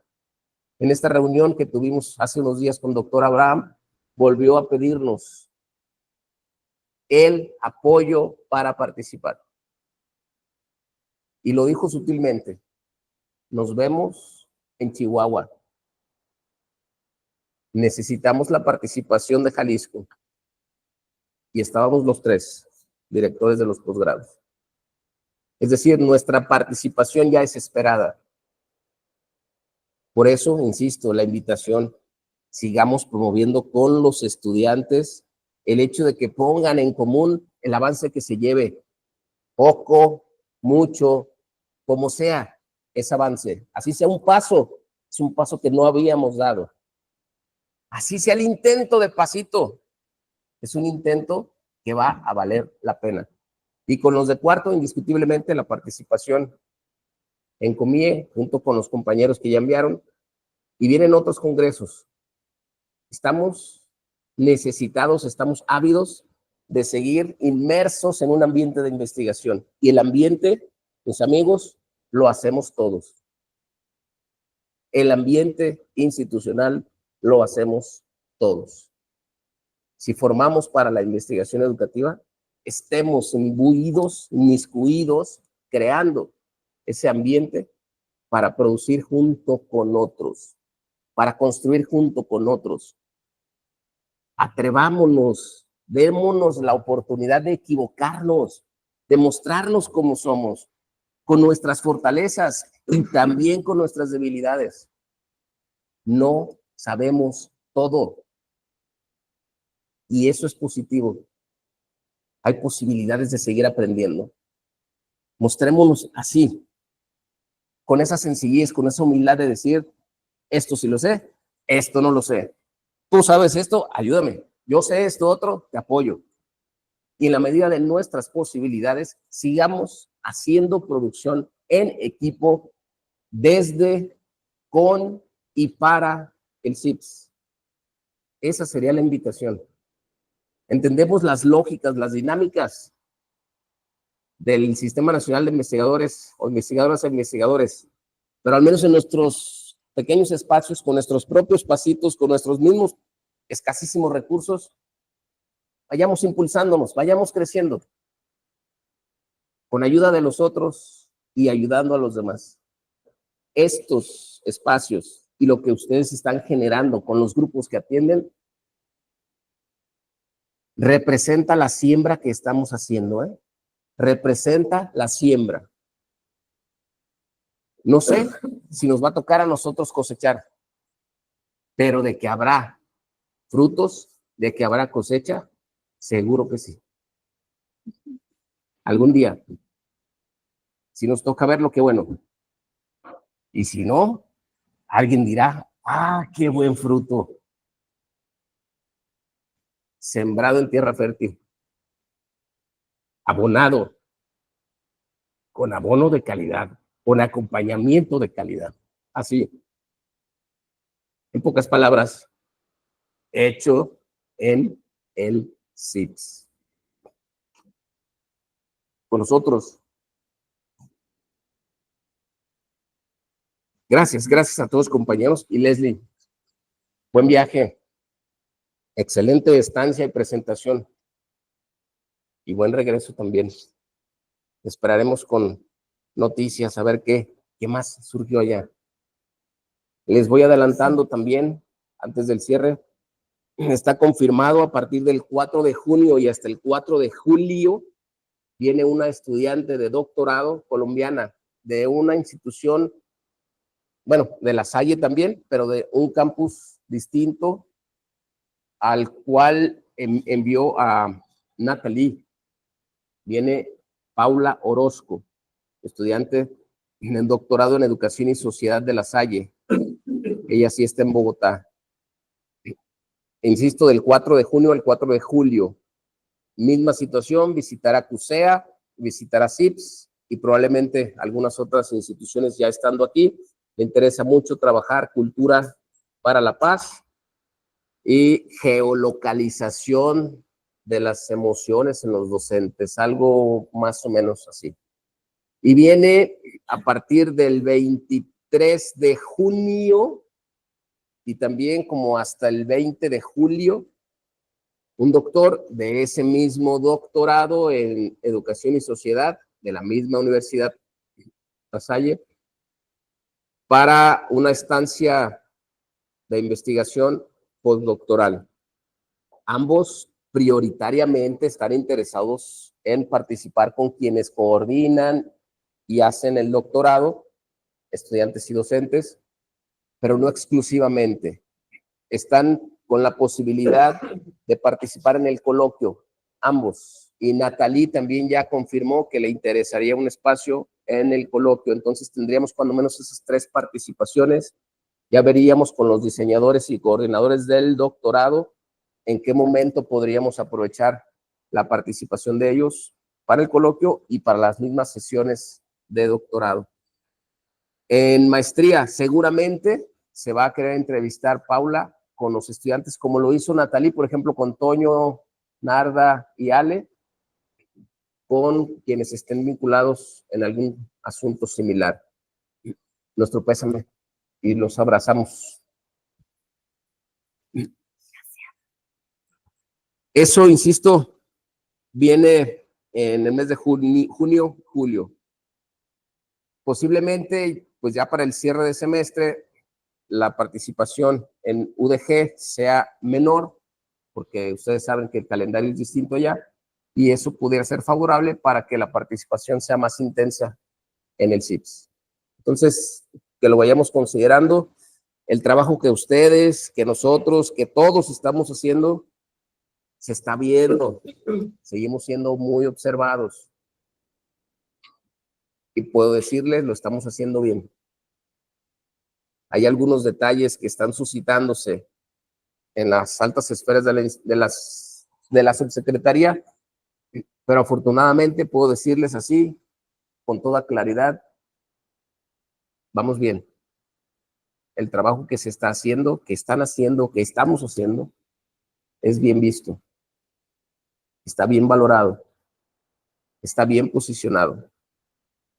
Sigamos fortaleciéndonos. Próximo día 14 de junio, sábado 14 de junio, viene un evento que va a impactar nuestra dinámica institucional. Ya nos lo anunciaron hace un ratito. Sábado 14 de junio, en lugar por confirmar, de 8 a 3 de la tarde, es decir, toda nuestra jornada, se realizará otra vez un encuentro entre los 3 posgrados. ¿Se acuerdan el que hicimos de Recréate, Cultura del Autocuidado? Ahora viene un encuentro similar. No nos han dicho en qué sentido, ni qué tema, ni qué asuntos, pero nos están pidiendo que lo hagamos similar en la dinámica, una presentación general de algún conferenciante y cuando menos 3 mesas de trabajo con participantes de las 3 instituciones en cada mesa. No sabemos, insisto, ni el tema, ni algunos otros detalles de dinámica. Seguramente la próxima semana se estarían realizando, pero vayan considerándolo porque va a impactar en la dinámica de las clases. Sábado 14 de junio. Y hay otro tema que ya trataré un poco más tarde, que no es propiamente académico o institucional. Y eso ya sería más en tono personalísimo, fuera CIPS, o fuera del CIPS, mejor dicho, fuera de secretaría. Amigos, sintámonos contentos, porque un elemento de nuestro equipo va justamente con la playera CIPS a este Congreso Internacional. Felicidades.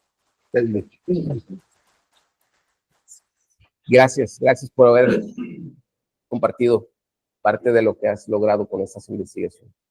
Maestro Ismael, muchas gracias por el apoyo. TIC, parece que hoy funcionó todo de maravilla. Esa cámara que me habían dicho que no funcionaba, funcionó muy bien. Gracias, doctora Pati.